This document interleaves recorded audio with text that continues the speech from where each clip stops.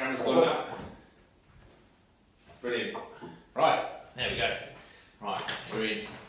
Bit of housekeeping to just get us all joined up on the same page here, I guess. So, alright, let me undo my bits. So, right. Thanks for dialing in. So I'll just so the camera should just pan around to whoever's talking of bits and pieces. So if we just introduce who we are and what purpose of the meeting, and then move forward from there. So my name's I'm the head of operations for it. So I look after this depot from a plant perspective, and I've been handed sort of this grievance to listen to sort of concerns and what he perceives to be a few of the issues that we need to look into on it. I've got with me, so just here to write some notes so that we don't have, so it can be a more flowing conversation. No other purpose than that really. Obviously you guys. Okay, United Block Transport Union, full-time officer for the Northwest. Yeah. And I'm general driver on general fleet. okay, perfect. Right, I'm not turning my back there, but we'll just have you in the room just sort of better loud. So, I've read the outcome letter here, and ultimately we to and fro some of the emails around trying to get the date in around what the reasons for the appeal or the grievance are. So, I think the best place to start with is to set the scene. This is your meeting, this isn't for anything for me. You're going to give me everything from your perspective why you disagree with this outcome. So start from the very beginning, take me through the whole journey, assume I know nothing about this, because then that will give me a balanced view on what I've read from sort of other statements versus what your statements is. So if you can start from the very beginning and go through why we are sat around the table today, then we can capture all of those sort of facts, figures, and the journey along that to get to where we are today. Understand that. And then we'll cover off a few of the finer points, and then if there's any other bits and pieces, I guess officially you don't really chip in that much, but in terms of how I run these things, this is about you and this isn't about me. So if there's anything that you want to chip in along the way, I've got no sort of agenda to try and keep it informally as formal as possible, if that makes sense, or formally as informal, whatever the way around it is. So do you want to kick off really? So was any investigation being done from you at this stage? From me. Point? So this forms part of the investigation. So I've been handed a set of notes. I've specifically not looked into those in any great depth, purely for the fact that I don't want to come in here with any preconceptions of reading half. I'd rather get your side of the events first, and then I can marry that up with the other side and come to a balanced decision on it. So that's the approach I'm taking with it anyways. So initially I think it was around May time, I spoke to who's a depot controller informally about a change to the CCTV system, the behaviour. Okay, and when you say change, physically, visually? I noticed a light, so there's 3 indication lights on the back of the screen mounted camera. Okay. So one of the lights had changed. When you say screen mounted camera, is that's the monitor in there, or because there's one in the centre of the dash, isn't there? Which is the camera. Yeah. And then there's a monitor. Yeah. So there's lights. It's on the camera or the monitor? It's on the camera. Okay. So one of the lights on the camera started blinking, and it was blinking for insignificant periods of time, and it was blinking randomly. Okay. So I called up and I asked a question about why this camera was blinking. Is somebody... Sorry, I don't need to get interrupted, but I'm just trying to capture everything as we go along. When you say insignificant amount of times, is that like, we're talking 20 minutes, we're talking 3 days, what? Insignificant. So there is no definitive time. Okay. So basically it's not going for 60 seconds or it's going for 30 seconds, it was continuous. Completely random. Yeah, I can't sit there and time it because I'm driving. Yeah. It was noticeable. Yeah, no, but what I mean by that is for you to notice it. So sometimes, like if I think when I'm driving my own vehicles or that, sometimes I think I've not seen that before, and then you kind of notice it. And once you've seen something, a bit like when you're buying a new car, once you've seen one, then actually that becomes much more noticeable and much more sort of repetitive. You see 1, 2, 3, 4, 5. So okay. Yeah. So completely random then. Yeah. Yeah. Okay. So I raised some questions and I ended up speaking to Okay. during that conversation with he then contacted Camera Telematics and included me in this conversation. Right. Okay. And in the conversation it was disclosed that there was a program being used called Street Angel, and Okay, also Mark Stamper, who's a managing director of Camera Telematics, Yeah. had then noted or indicated the behaviour of the lights, what they were doing, Yeah. what each light indicated. Yeah. And during that process, he did tell me, or he did disclose that the systems were capable of live stream and sending video on demand. And Okay. that was my query. And how did he disclose that? So basically, he said in the emails that the system is capable of live streaming, but it's set to default, as in no. So you've only got to ask, it's only got to be from a request from an individual Okay. to lift that default.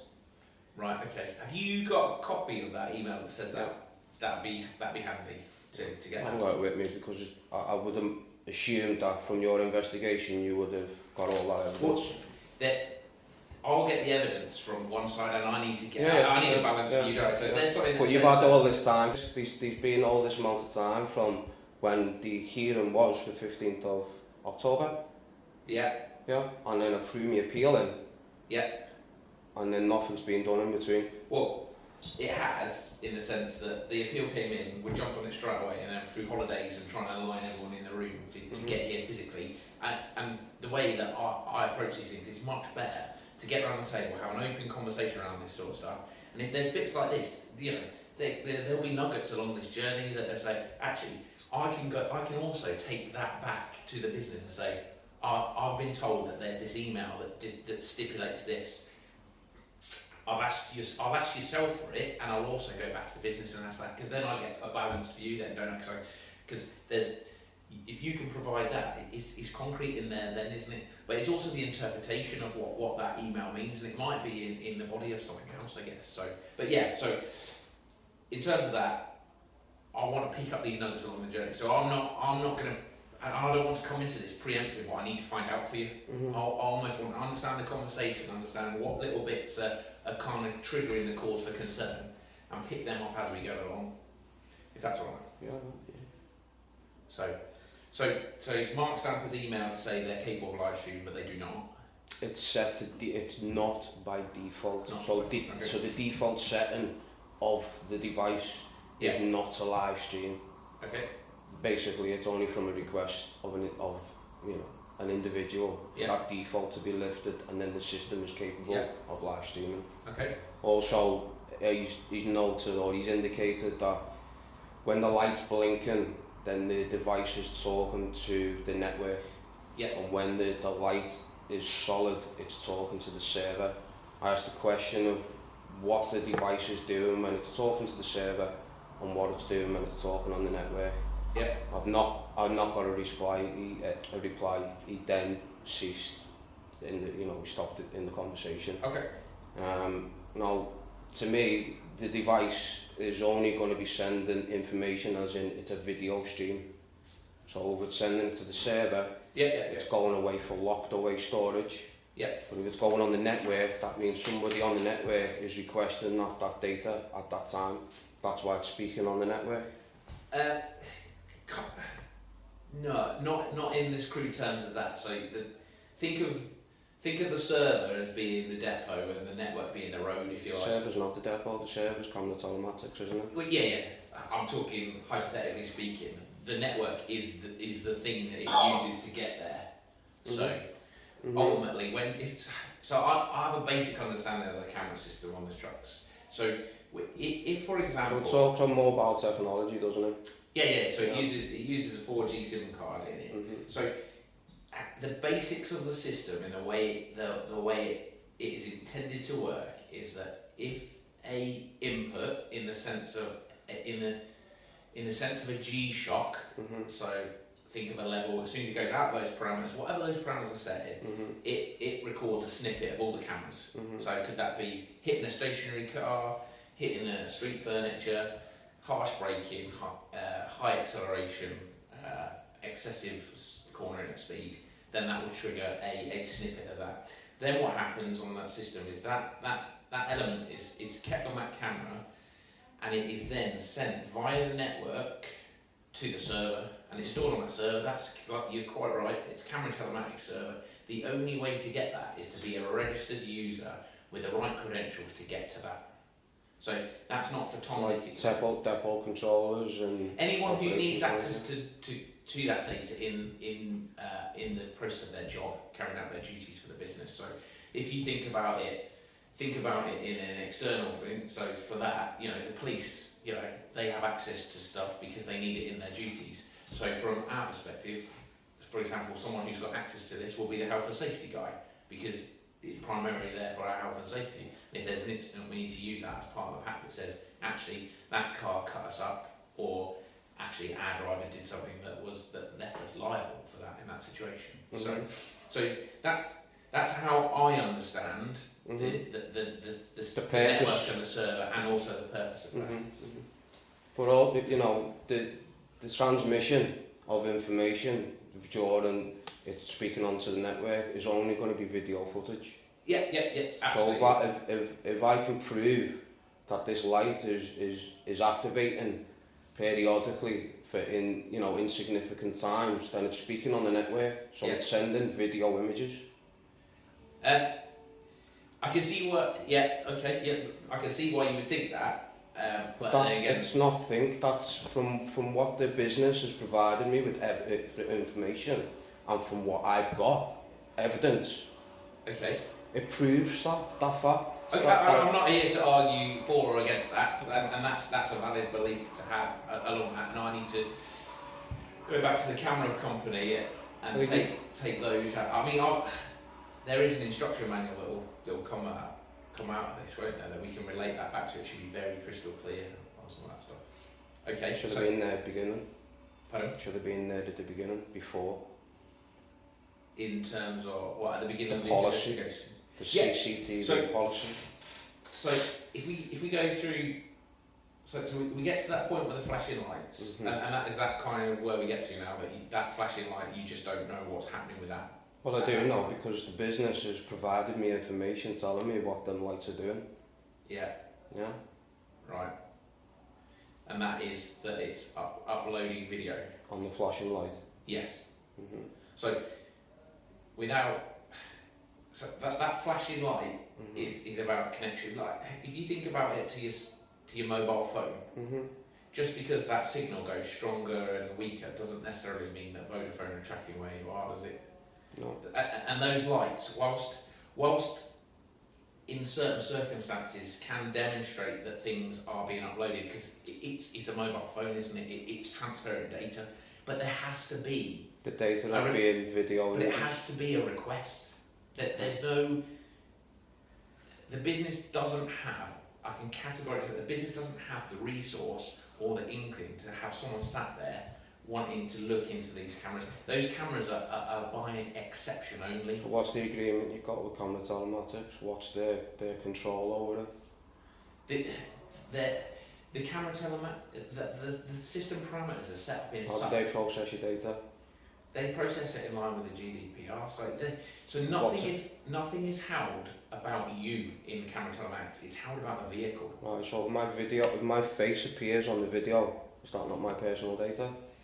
It would be, just as when you walk past a street camera or a CCTV in the depot. Yeah. But in terms of that identifying you in that truck, it has to be married up with a third party information, and you're 4 on 4 off, aren't you? Yeah, but if I appear, like I just said, in the image, that's my personal data. Yeah. So basically, I'm supposed to be informed where I can get that personal data if I wish to, if I want it destroyed, or just request it. Yeah. I'm supposed to be informed of where I can do that and how I can obtain that. Yes. So have you seen a copy of our data policy? No. Okay.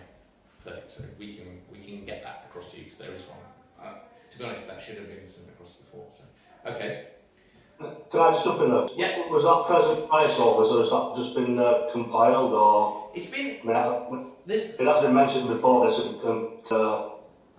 know, through the documentation, shall we say, and gone to great lengths. Request made it known to the company.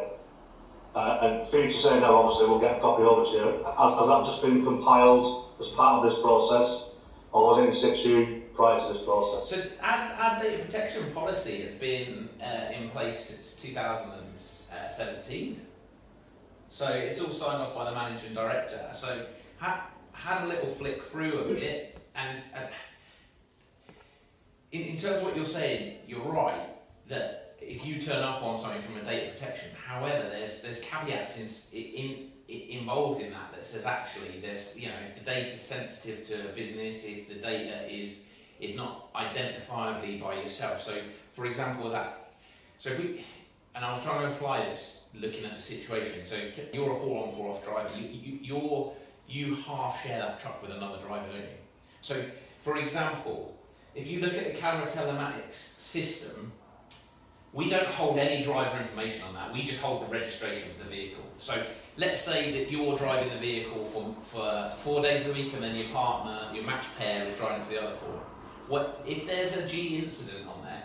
At that point, we don't know whether it's coming, and we don't know if it's your match partner, because we don't hold that information on the system. So you go to camera telematics? No, because they don't hold that information. What we have to do is we have to overlay your planned schedule on shift against that vehicle. So you're in the vehicle Monday, Tuesday, and your tacho card data, for example, we know you're in there because of your tacho card. As soon as you put that in, that uploads and downloads that you're driving that truck and you're doing this type of activity at this time.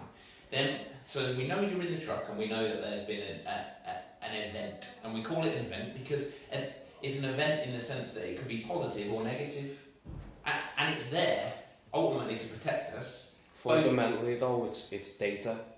It is. Yeah, and that's what we're arguing about. We're not arguing about what the parameters or what the capabilities are of the CCTV system. We're arguing about data. But we're entitled to hold that data. Yeah. Well, we're holding that data on our truck. Yeah. You just happen to be behind the wheel of it. Yeah, but I've not been informed of how the business is dealing with my data and how I can then ask or request for certain parts of my data if I want to. So again, I can't speak what's happened before here. So I know that there is a data protection policy. If you haven't seen that, we can very quickly furnish you with that, and I can't explain why that hasn't been before. Can I ask when Street Angel was introduced into the company? Ever since I've been here, we've gone to Street Angel. So we used to, and you've been here. So that's a no. Let me sort of start the journey, if you know what I mean. So you've been here since 2016, haven't you? So you may have been here when we had older systems where we had SD cameras in I'm asking about Street Angel, the program, not the cameras. So Street Angel is a interface which interprets the data provided by camera telematics. Camera telematics are, to the best of my knowledge, and I'll go away and find out when it came into the business, the best of my knowledge is when we took delivery of the Gen 2 scanners. Which was? 2018 plates. So the first ones on the business were 18 plates. And then you notified the drivers about the change of the system? Because the system doesn't change, the system... So it's a change to the CCTV system? Yeah. So if there's a policy on your CCTV system... There's not a policy on the CCTV system, there's a policy on data protection in its general form. I think there should be one on CCTV about how the business handles the actual that is capture covered, of the data. That's covered in the data protection policy. Okay.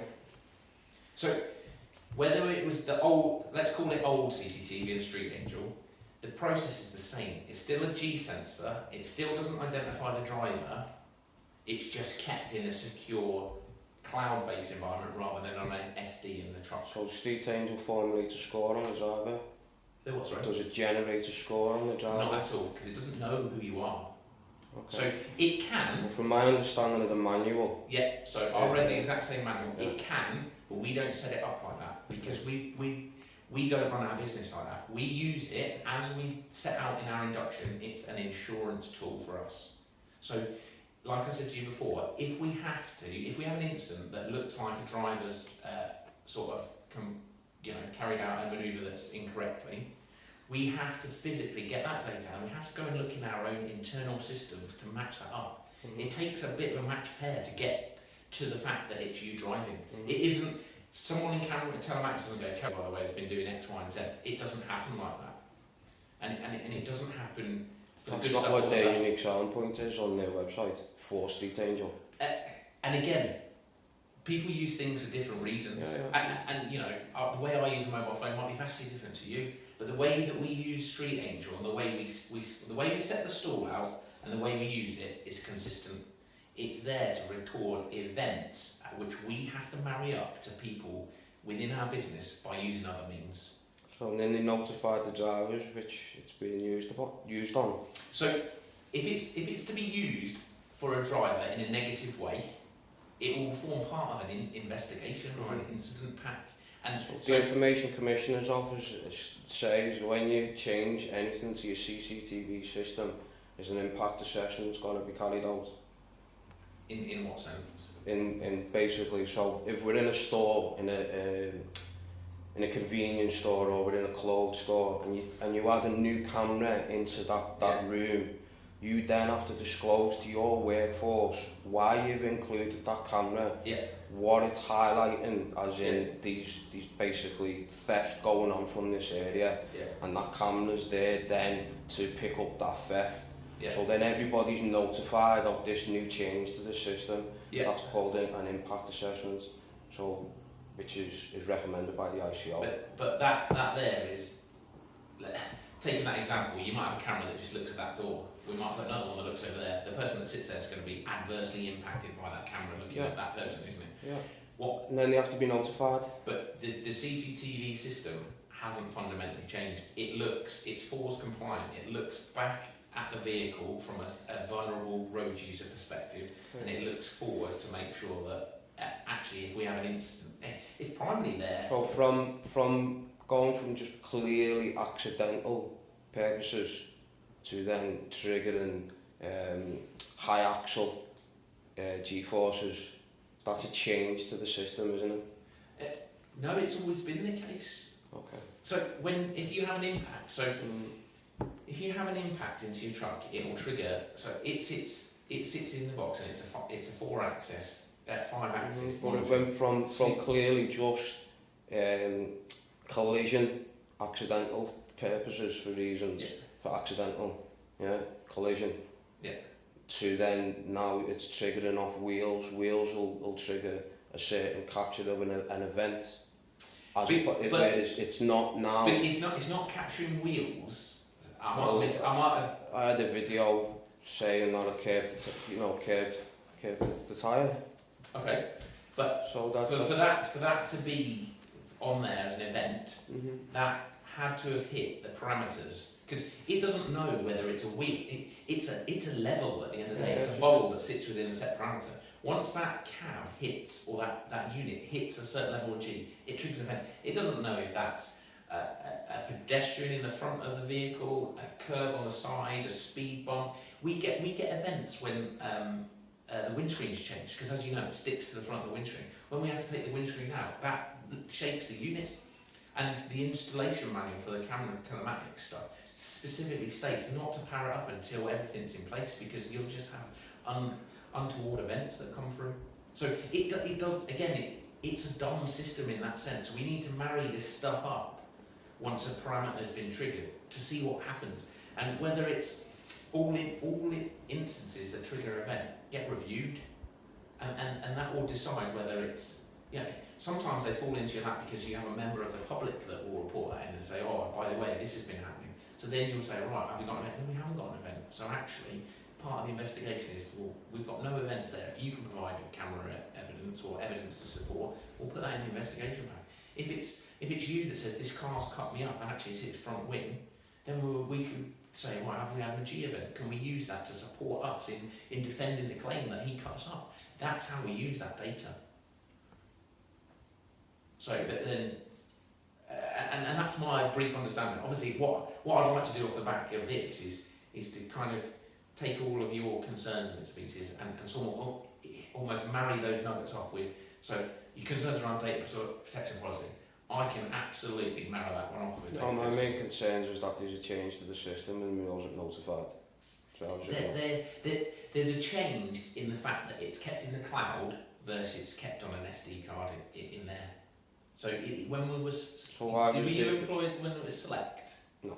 So in Select, when we moved across to Explore Transport, they came across with, they were 64 plate trucks. They had an SD card system in the I had one of those vehicles. top lockers, yeah. So that there, it worked in the same way. Mm-hmm. It just didn't upload to the cloud. So when we had an incident, we had a number of days to go and get that footage from the physical truck. Now, as a business, we've got the ability to go and get that remotely because it's sat on the server once an event happens. So the logical step that happens is that the G event is triggered, it then uploads to Street Angel, which is the flashing lights, what you'll see, it will talk to the network and place on the server. Once that's uploaded on the server, anyone that's got the access, it's a secure server, anyone's got the access and privilege to do that because of their job role, can then go and see that event. They can review it, they can put it in the bin, or they can put it in the investigation pack. That's what it's used. And the old way, when it was a 64 plate truck, would be, actually, can I run you into the depot on Monday because I need to get the SD card? If you remember, there was like 2 master keys in it, wasn't it? So the guy would come out with 2 master keys, take the SD card out, and he'd take it off to his laptop then, and and in some respects, you know, he could get that SD card, he could do anything with that SD card, he can copy it to his laptop and then he can send it anywhere else. Now we've got dedicated logins and we know when people have logged into that system. So there's no fundamental So from May, that light, or them lights on the back of that camera didn't behave the way they did until I raised the concerns. And I had that vehicle from November last year. Okay, so you never saw them flashing or no before that? No. And could it be linked to the incident you're talking about with the wheel? That No. actually that was the point that was data was pushing up? No, because that's when that was then pushed in front of me after I'd raised about the light informally. Okay, so the perception is that actually there was something raised and it seemed to almost happen more. Mm-hmm. It did.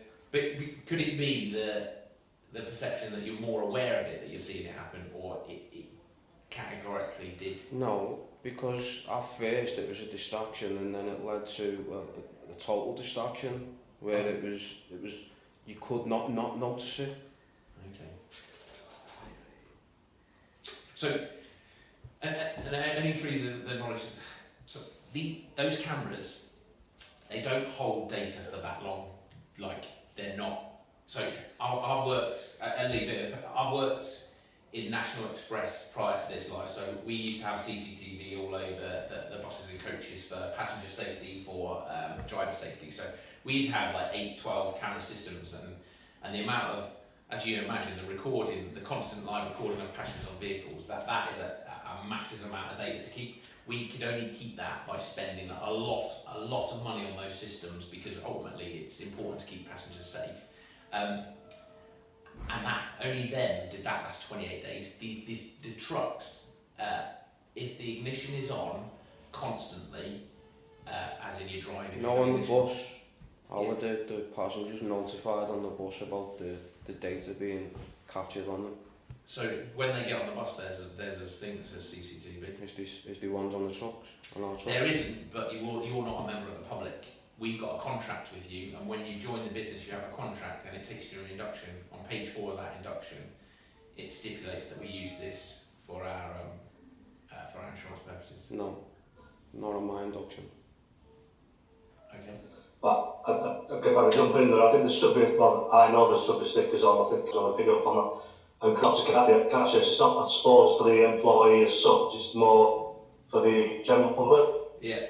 So again, I was making them aware, because you'll see it on buses in time, CCTV and operation, Yeah. picture of the cameras put out of the bus or whatever. Yeah. So generally, and again, I work with a lot of companies, you know, from Wincanton down, Yeah. and they all have, you know, the notification in the cab as well as outside the vehicle as well.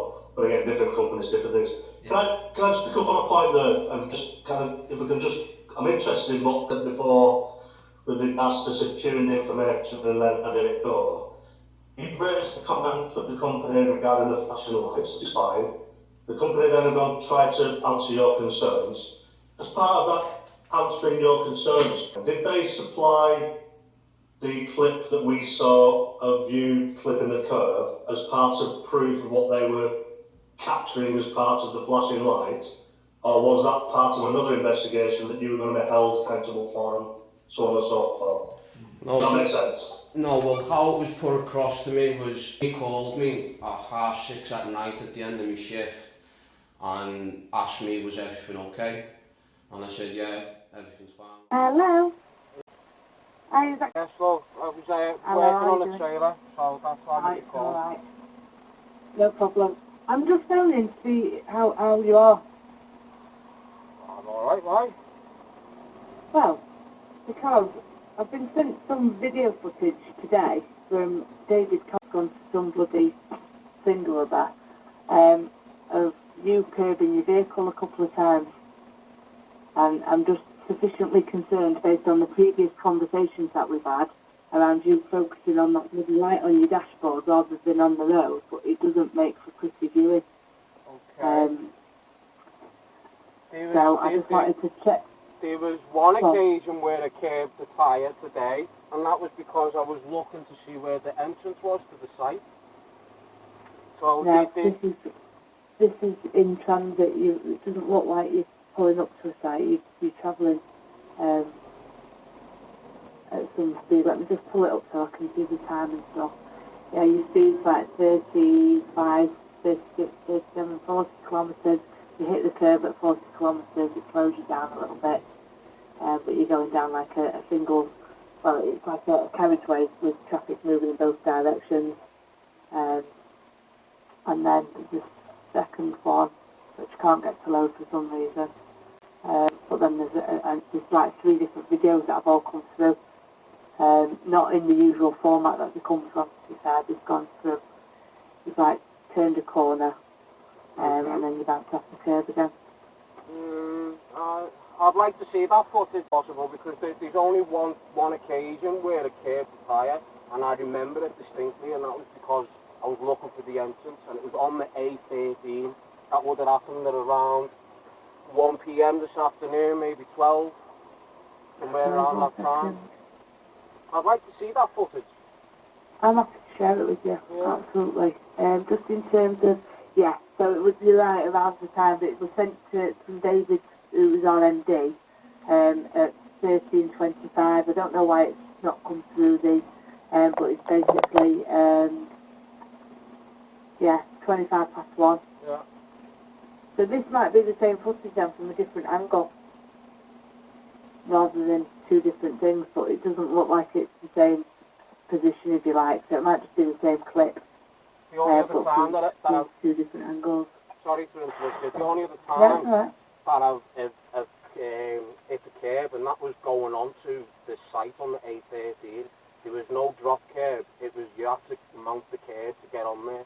And then... No, I'll send you this now, and you have a look at it, and then you can, if you're alright just to view it, yeah. And then when you've had a look at it, phone me back. Okay. Alright. Okay. Look. Yeah. I'm only phoning you because I'm concerned. That's the only reason. You're not in any bother or anything like that. It's just not like you. Well, and then based on the recent conversations we've had, it would be a bit remiss of me to think, there's nothing there to worry about. So I just wanted to sense check with you, basically, that everything's alright and that, you're... This is the first time that anybody's called in regard to collecting a curb, which happens quite frequently on this job. And especially when you're looking for entrance to sites and you don't have the correct postcode, taking you to the right site. I mean, this sounds, or it appears... If we'd not had those other conversations, I'd have probably sort of, but it's because as well, because of the mechanism in which it's been reported, so it's gone, for whatever reason, I don't know whether it's telematics on your vehicle, this might be down to what you've been saying previously, in terms of it's come from 24/7 monitoring at camera telematics, which is not the same updates that I get from the other company. So So I'll look into that anyway. I'll send you this now, I'll look at it and then just give it back. Okay. It's only because of the conversations that we've had that I've rung you, because I just don't want you to... That's I the thought, reason oh my why God, I think... it's just because you've took your eye off the ball and you've been looking at that stupid light again. Well, I don't want you to be... that only appears to be the reason why that you've called, because basically I've raised concerns about being monitored through the camera system. And then all No, not at all. Well, you haven't raised concerns, have you? You said that you weren't happy with it after you felt like it had just been installed after. It's not really a concern, is it? It was more a direct observation on your part. Because we spoke about it, didn't we? And you said, you know, it is what it is. I never said it is what it is. There's no conclusion to it at all. You told me that there is no... I come back to you saying basically that yeah. So that's the information that I've had from compliance. Like I said to you, this isn't my bag. I don't have anything. So, let me go, please.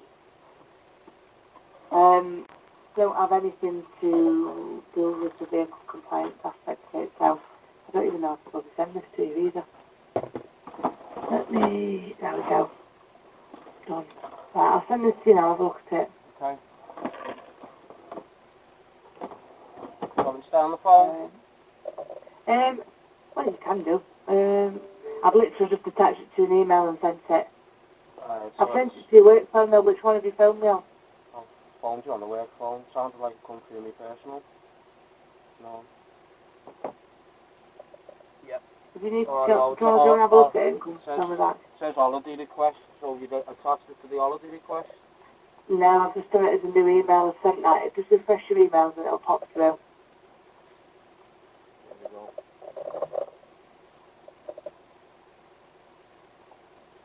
Downloading.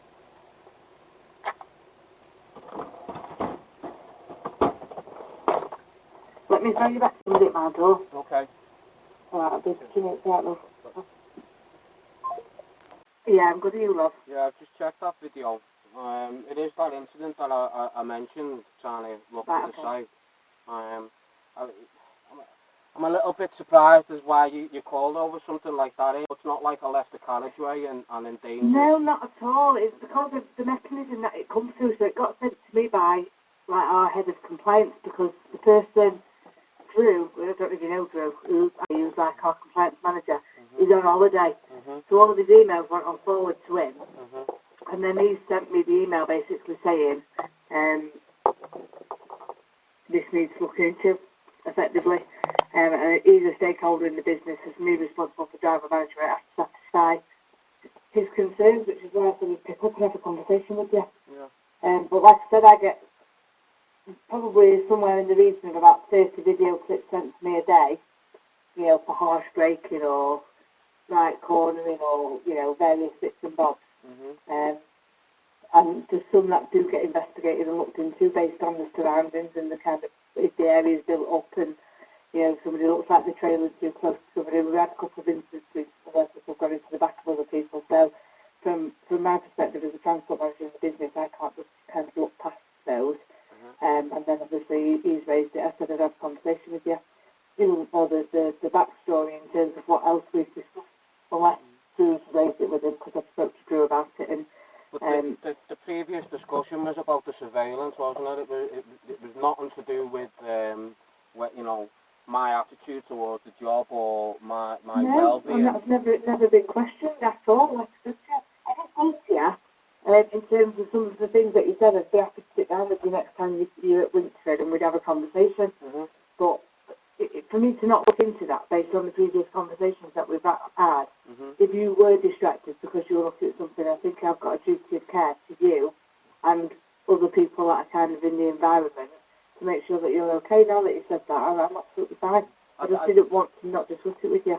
It's a valid point that you make there about, you know, the duty of care from the previous conversation, but I have noticed that if there is either where the braking system intervenes, which I feel is too strong, if that intervenes, then I have noticed the camera starts flashing where then someone is looking at the footage and then looking at me driving at that time, assessing what I'm doing. And they can't assess what you're doing from it. It's a point in time, and you've seen the quality of the videos that comes through, that's it. Yeah. And that was quite long, to be fair. And sometimes you don't even get that much footage, if you know what I mean. Yeah. Yeah. But Sounds like you're being careful what you're that's saying there. no, I don't know enough about it. I've already had this conversation with you. Look, how early out of my sleep, I've got literally nothing to add to you whatsoever. Just in terms of the, I'm just trying to log back into the computer because I've just come back from downstairs, which is why I went quiet for a second. But obviously these emails that come through, like I've had one today, don't know the vehicle that is without checking because that's gemmed up, but they come through and it just basically says on it, from an email perspective, I'll just pull it back up. It says impact location right cornering, so it's like a bit of a summary. And I'll send this to you. I'll just take the number plate out of it, and I'll send you a screenshot of what comes through, and then it'll say confidence high. The following feedback suggests that there has been right cornering, and then severity high. The following suggests that the severity of right cornering is high. And then you can click on the video, and there's like different lines that run through it. Like this is in Averley. This is in the depot with Averley Yard. So I've just logged onto it now. I don't know who's been in there. It's going through. The vehicle's not even moved. Oh, it has just moved now. So I think what's happened is it's stationary, and it's touched the brake accidentally trying to get in or out of the vehicle. And obviously that's triggered for me to get a video through. So the vehicle's parked up, you know what I mean? So That's probably a bad example. But does that not mean that the parameters for this surveilling of the system that you're using are set too high? As in, no, not really, because we can pick and choose which ones we look into based on the information that's in front of us when we look at it. Like that one there, there's literally nothing to explore because the vehicle is stationary. It's not like it's even moving. Like if we pull another one, oh, look at this one. The thing that's annoying me, basically, I've gone and took a competence test to say that I'm confident or competent to drive behind the wheel. Yet then a system is then monitoring me and then assessing my behaviour and then determining whether I'm not safe or I'm a danger behind the wheel. It doesn't determine that though, does it? Well, that's what it's aiming, or that's what it's making people decide, isn't it? It's giving that people perception of that the driver is a danger, he shouldn't be on the road, or he's a potential No, risk. not at all. What it does is it gives us information that we need to follow up on our job, if you like. Well, it's monitoring the employee, isn't it? It's like he's become a specimen inside an experiment. You know, Not at all. That's not what at all. That's obviously how you feel. Do you not think it's there for your safety as well? No. And it's there as well because the telematics that we're required to have on our vehicles is required for things like forward goals. We can't be a forward goal company without these things in place. I understand the requirements, but to enforce that its parameters that it has got, you know, it's ridiculous what it's recording and what it's monitoring and what it's assessing. It's ridiculous. It's stupid. It only kicks in when something adverse is happening. Like, as you can see from the clips that I've sent you, that's not even 20 seconds long. Yeah. And it started because obviously you think the curb with your vehicle. Yeah. It only kicks in recording at that point in time. Yeah. Okay, yeah. Well, it's, you know, I did do what it's saying I done. I'm not going to deny that. No, that's fine. I just wanted to make sure that there was nothing bigger in play based on our previous conversations, and now that I've spoke to you, it's fine. Okay. As long as you're alright with everything. Yeah. And I did get your email. I was off on holidays for a few days last week, so I will respond to the suggestions that you put forward, and we'll go from there. Well, okay. Alright then. Alright, don't be pissed off with me. If you didn't phone, you'd be thinking, God, nobody gives a crap about me. I'm not pissed off with you personally. I'm just pissed off with the way the direction the company's going in. In what respect? It's like anti-driver. Yeah, you'll never meet anybody more pro-driver than me. Why, what's wrong? She said, well, are you sure everything's okay? Because we had a report of you hitting a curb on 3 separate occasions today. I said, no. I said, that's not right. She said, you've hit a curb 3 times. I said, no, I've not. I said, I've hit a curb once. And I explained what time it was. She said, well, right, well, I just thought I'd call you up just to make sure everything was okay in light of you raising concerns about the light previously. I just want to make sure that you're okay, nothing's affecting you in your head and nothing's distracting you. And I said, yeah, it is distracting me. And then So I think, sorry, to come to you, 'cause I think this is kind of where, you can imagine having that call with your gaffer, very strangely, out of the blue. Yeah. And then you are now doubly conscious, you're doubly kind of, I hate to use the word, forgive me, paranoid, for better to know. And now thinking, hang on a minute, where are we going with this yet, Paul? Because, and again, we're not kind of catching each other out here. You mentioned that, particular situations like that would be picked up, so changing G, I know how the system works, it's recorded, it flashes up as an email to a gaffer, he looks at it and decides whether he's going to do something with it or not. Yeah. Generally. In broad terms, so, we are aware of what. But it just seems strange, and I think now pointing back to, you can understand where now we're coming, well, I think I'm right, it's kind of the highlights of or one of the highlights where now you are kind of second guessing the company, second guessing the kids. Yeah, and If I'm right in that, is that kind of, I'm not saying all of it, but that points up as well as you're right there to use the word paranoid, because when I raised it at the issue about the light, it then did become more conscious of it.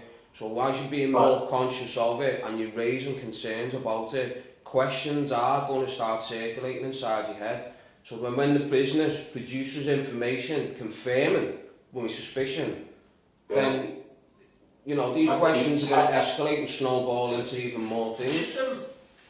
just I get it, yeah. build on that, taking that incident as like the stimulus, if you like, has anything happened since, if you know what I mean? Like, so, and I'm trying to put myself in your position here, and I think I'll probably come to a more aligned conclusion that where's this call come from out of the blue? I would, you're not going to know the necessary intricacies of what we've just described around G's and all that sort of stuff. But you are aware that there's a system in there that records stuff. When you get that phone call, it's like, oh, okay. But that then did feel out the blue to me. Okay. So you knew that she was going to call you and say it. So I felt when like you say it, you don't. I'd already raised the suspicion, or I'd asked questions about the system previous, or I think it was a week before. And then, because I'd raised that question... And that was only because you'd just become aware that there had been no car incidents? I'd watched it for 4 hours flashing while I was driving down the road. And it annoyed me. Yeah. So then that's when I called up and I asked, has something been changed to camera systems? Because it's flashing more than it seems to be. Okay. Well, it never flashed. It was always solid. It never flashed. Yeah. And looking... And it'll be good to get... I don't know if we can get this information purely for the fact that it sort of rewrites itself. Like that CCTV, like your home life, anything like that, it's just a hard drive that continuously writes, and after a period of time it's gone. But what would be interesting, and whilst we wouldn't stand up at a lectern and say this, some of our camera systems, they aren't the most reliable. It could be the case that your camera system wasn't functioning, and at the point it was pushed. So if you read that Street Angel manual, they can push over-the-air firmware updates. So when they refer to it, Twice they done that. So they could be trying to push firmware updates to try and get it to kick back in. So we regularly, I look after the compliance team within the business. We regularly have a list of camera systems where we need camera telematics to intervene and kind of try and get the firmware to match to make them back functional again. And I noticed visibly twice they tried that. So and I'm only surmising here from the information that I know that actually that could have been a firmware update.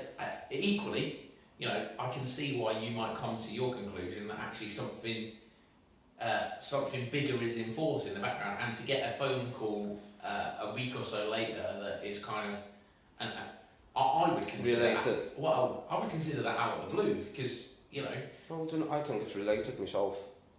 Well, you would match it to it, but you wouldn't. When I say out of the blue, you're not expecting me to phone you up and comment on your driving. No. Because why would she know? And she now knows because of that. You may not have known me. She's no disrespect to, she's a HR director or HR person? Head of people operations, I think so, yeah. So So never would you imagine that anybody of that ilk, unless they were involved in an investigation or unless they were involved in some kind of support to a manager role, would involved themselves in making that telephone call and pointing fingers, right and wrong at it. As you suggested, that information is captured for a company purpose, for the means of insurance purposes, the means of corrective driving, for all those other elements, so you can manage your business and obviously appease your insurers, which is the main thing I believe most companies go down this route for. That's the end of the conveyor belt, isn't it? To land it in the insurance pot, really. Well, it's kind of, it's now flipped a bit more. I've been in the initial meetings with John and I've had a few conversations and gone into great depth. And I think he's gone into great depth, but forgive me, I might be wrong, but it just seems to that, as you put it, that simple catalyst that has now caused all this concern. Am I right? Yeah, it was. Well, that was that single element of, out of the blue, whatever you want to call it, catalyst to bang on it, what's going on here? Now you start thinking twice, you start thinking 3 times. Yeah. Then knowledge, are you now losing control and kind of considering what's going on with a flashing lamp? But also you've got an HR board ringing you at God knows what time. Alright, supporting herself with obviously captured images, but for what reason? To kind of then suggest other, which again, I know is well documented and what we're dealing with at the moment, that now the company is suggesting that there is some other health issue. I don't know, can absolutely not. This is where I'm coming from. You're the first person to mention that. You're the first person to bring that up. Nobody here has asked, how I'm, why I'm off, why I'm not at work. And actually, it's quite important to just clarify, pick up on that point. I'm here to judge this on the appeal of the grievance, if you know what I mean. I'm not here to cast a wider dispersion of that. What you say there, Lee, absolutely sort of makes a logical chain of events. That bit there around the reason, the rationale for that sits outside the appeal of the grievance. But and again, up to how you. But it does, but it also attaches itself. So as long as we can agree that, because it does, it's a big thing. Because not only now the company are suggesting that there are, I don't put this politely, that things are right. I'm not a medical doctor by any means, but there are things now that concern the company with actions. And I think, clearly from certainly, forgive me, it's now become more apparent sitting at this meeting that is now the main catalyst of which all this work has been done. There has been some depth into it and lost. It's only some proper, digging into documentation and stuff. Whether the company consider that natural or not for an employee, well, that's their kind of prerogative. But ultimately, I think he's had to go to those depths in order to prove his position. Okay. Yeah, just because I'm trying to ultimately from a technical aspect. I think as a business we've got everything lined up. We know what it does. We're not in the business right. However, the delivery and the message from that particular incident has made us go to great depths, more than we would do with it, more than we have done in the past, to demonstrate what that system does, I guess. So me looking at it from the side of the business and how that system works, I can provide you with a robust answers to all of the concerns there. What I can't do is... You're actually doing a good job, if I can be brutal on this. I think I'm going to cut. You're giving us more information than the last meeting we had, and hopefully you'll provide that information further, which is fine. And I think we are talking about 2 parallels here, but they do marry up, and they marry up at their points.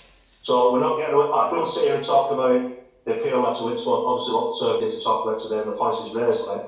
Fantastic. Yeah. But also there's this parallel train running alongside.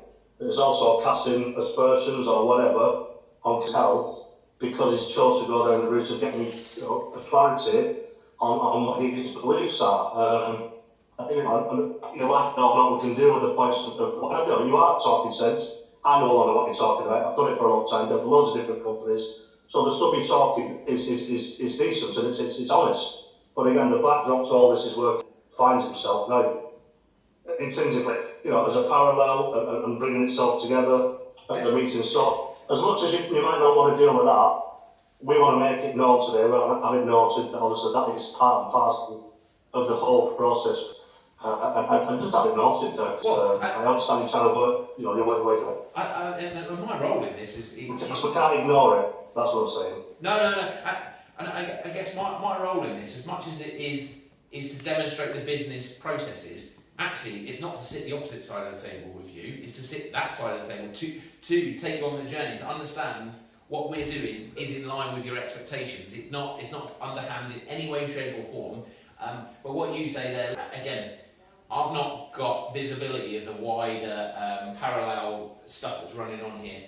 I can acknowledge that actually that situation would give cause for concern, and whatever that other parallel is, it may bleed into it 10%, it may make 50%. I don't know the detail on that, so I can't comment on that. That's fine. You know, we're not ignored it, as long as you understand where we are. And obviously when you go away to complete your further investigation, and again, you know, different managers work different ways, so I get what you're doing, and I think it's the right thing for this table. But ultimately, as long as we've got that noted now, and when you go away to do your further investigations, that it's not forgotten, that it's part of this process, that parallel that's running at the same time is intrinsically, married up. So without knowing, one would assume that you're almost appendix this in that parallel, if that makes sense. I was just off, but I mean, I've been to work for the last, how long? 4 weeks? Yeah, 4 weeks. I've not been paid for 2, or I've been getting sick pay for 2 weeks. And we need to get you back to the workplace. Like, it doesn't benefit any one of us for you not being in the workplace. And I'm talking from my personal account in the business here. I can't comment on what's happening. Is it right for the approach that aims to then suggest that I need to speak to a doctor about my mental state? I can't comment on that. That's something for you and her. And she doesn't respond to me. I've emailed, she doesn't respond. Again, that's an arena that it's unfair for me to enter into, if you can appreciate that. I want to deal with... What we would hope as part of this process, and again, that's why we've just made it known here, we're having it noted as part of this meeting that there is a parallel concern, obviously, and you've made it right yourself that you won't back into the workplace, but there are other kind of discussions taking place. I would hope that those marry up when you've continued and done your investigation, and you can actually see, or somebody can see from a higher level, how this has now become one at the end, because it has. Okay. If you sit and think about it logically, what we've just discussed, right, is the flashing the camera, the concerns raised, a week later somebody's run out of the words and say, no, he's done this, have you? Is he feeling all right? What's up with you? Now, we can't all right, company have a right to kind of make sure that everybody's are feeling well and able to do the job and all that. But it just seems that at that point then there was evidence, presented, wasn't part of an investigation by the way, wasn't part of it kind of, can you come in and look at this particular picture? Has anything followed on since that video clip? Has anything it was just a comment? Just a comment. She just wanted to see how my mental state was, my mental health and well-being. That was how the conversation was. So yeah, I'm just interested to see if the next chain of events was to say, right, heads up, we'll be entering into a formal investigation or an informal investigation or whatever that may be. No. Okay, so no, it was only until I raised it formally because of the continual display of the light. Yeah, and that's your approach. But if we strip this back to the way that we use this system is to identify an event, and that event either goes in the bin or it gets investigated. It's not coffee morning conversation. Yeah, but the initial claims is how the business deals with me data. Yeah, no, I get that, and I think I can satisfy your request on all that sort of stuff. I think what quite rightly sort of bringing sort of one toe into the arena is what he's including importantly is that the business has then told me that I'm not mentally fit to be behind the wheel, so therefore I should not be at work. So I've been suspended from work until I go and see a doctor for my mental health state, based on emails and conversations with other employees. Okay. So what we're importantly saying is for the business to say that they're two separate accounts when they're not, they are one. Yeah. Because one of the claims was brought up while this grievance was in the process. So I think it was sorry Chris, I think it was the inclusion of those clips. Why, I would never know, and again going back to the comments you made regarding using those clips to either throw in the bin in this disregard or use the clips as part of an investigation. What possessed? We'll never know, you're going to have to investigate this, and we hope you do. To possess and provide clips on top of comments regarding mental health, because chosen earlier in the week or the week before to raise issues around camera footage and his data protection.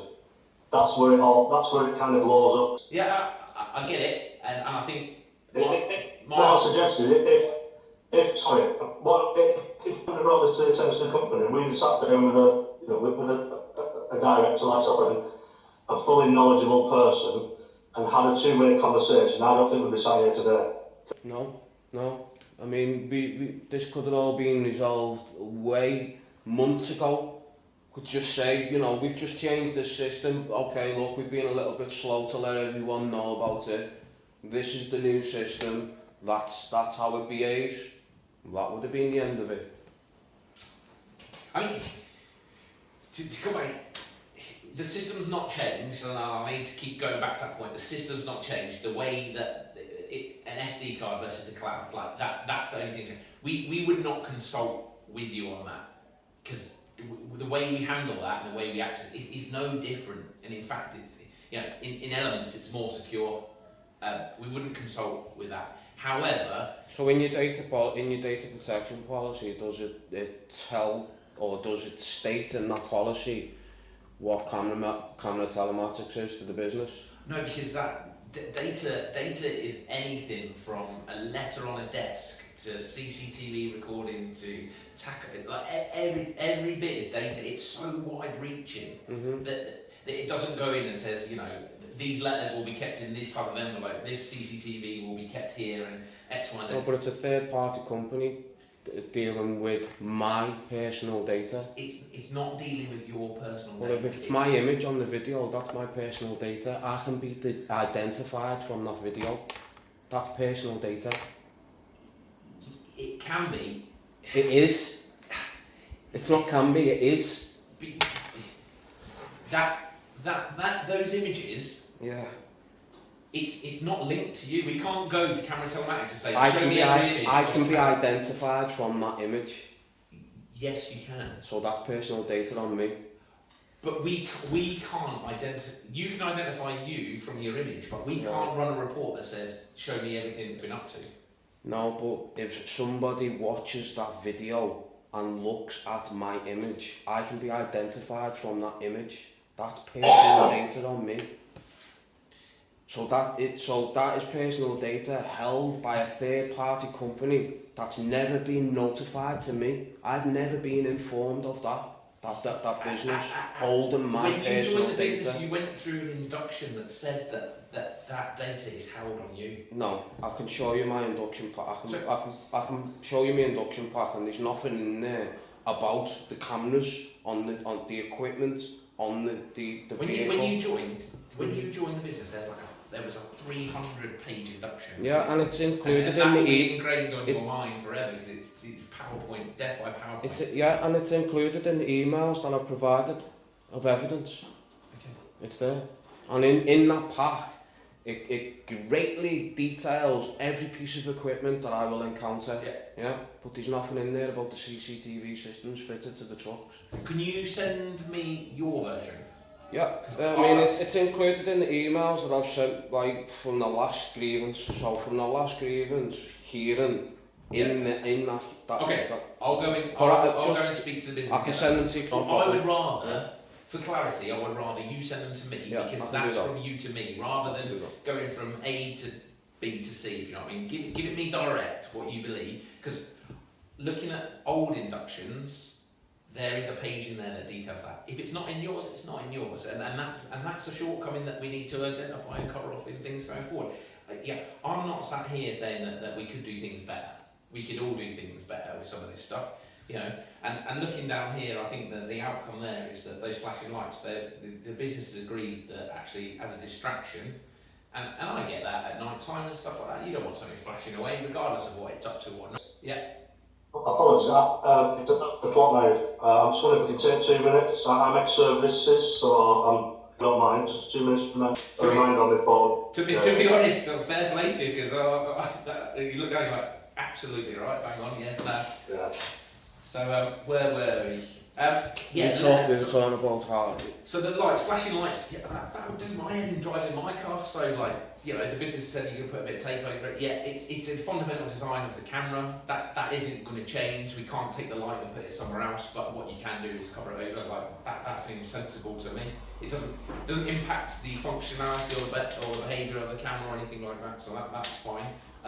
There's stuff on here around the process of how, when, and what footage can be requested and accessed.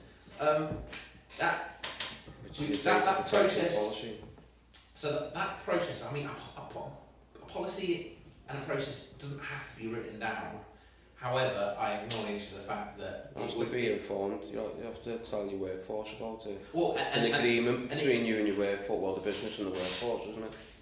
So part of that would be that induction pack. If it wasn't in yours, then you know, we have to look at that and we have to address that going forward. But when you change, sorry to interrupt, but when you've introduced then Street Angel into the business, is that then not going to be disclosed to the workforose? It doesn't change. It's a change in the policy, isn't it? No, because we're not doing anything different. Well, it's in more ways secure, because anyone could get a key and get an SD card out and could copy it multiple times and send it to anyone. So is Camera Telematics in charge of the server? Yes. They are. Yeah. And have they always been in charge of our data since we've had CCTV systems? No, because it was on an SD card to start with. I mean, has Camera Telematics always been the source for the cameras, or the data holder of the data? Even when it's SD card? Since you've had CCTV so systems. when we moved to the cloud-based stuff, it's been Camera Telematics. I think before cloud, it was a different company. It was our own SD card, if you like. Imagine like a VCR. So then you own the tape, didn't you, when you put it in and then you took it out. If you choose to keep that secure because you didn't want someone else watching the VCR, that was your way of protecting the data. Our way was an SD card that we owned as a business that was protected by 2 keys. So then you've then gone into partnership, or you've gone so we've gone to a supplier in Camera Telematics. Camera Telematics by law have to keep our data safe. So our contract with them keeps our data safe. So my data then goes to another company then, doesn't it? It stays in the it stays with cameras. It's not transport. It's our data held on there. But it's not transport, is it? No, well, it's their server. Yeah, but I've never been notified that Transport are now going to use my personal data with a third party. I've never been told that. And it is. I'm not going to argue over personal data, because my image on a screen or any video of my that I can be identified from is personal data. How do we and open this? I'm not an expert on GDP data. No, but how does that work when you go into a shopping centre? Well, there's a sign in the shopping centre. But does it say that it's stored in their cupboard or on a third party? No, it'll tell you on the sign how you can obtain that footage, who to contact, who the data controller is, and who the officer is in charge of the data. It's all on a sign. That's part of your agreement when you walk into that store. Okay. Again, I've got no reason to agree or disagree. You know, I mean, it makes logical sense. But you know, and other trucks that are driving, I see a CC. You know, you work with the wing cameras. I do see trucks, and on trailers it says camera recording on the underrun bars there, doesn't it? It doesn't say who, why, or how they dealt with that data. See them on fleet cars. Fleet that you've got a fleet car. You see fleet cars driving around on the streets with them stickers on.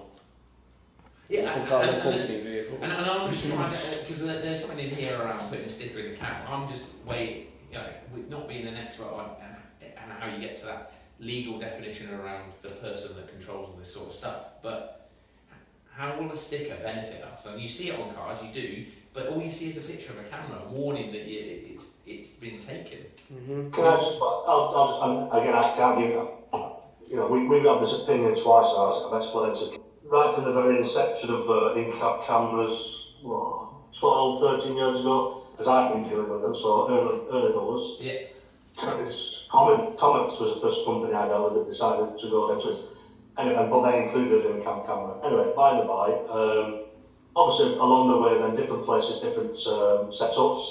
Generally most the same, where the incident is either G-force or an incident, accident, or even in some cases can be operated by the driver, for example. So there's a switch that they get to trouble with some member of the public. Yeah, like a bandit alarm or something like that, yeah.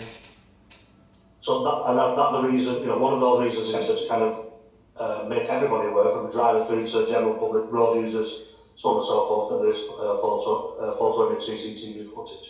When we took the opinion, we've took it twice now on behalf of our members, and mainly because I think the people that stay out to their vehicles overnight, once they shut the doors at kind of 6, 7 o'clock at night, finishing their shift, that then becomes their home. So obviously, what's happened to you, what's it tell you, and do whatever they choose to do.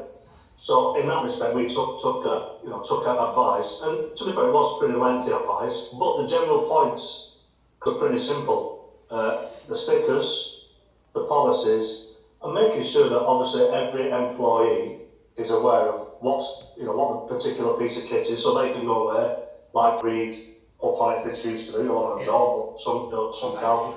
I think our duty is to give you that, like you ask that information, whether you've got the full shebang of information, like out the back of this, my duty to you is to get you all that information to satisfy those concerns behind it. So that will be the case. So we can absolutely tell you how the equipment works. We can tell you what equipment it is.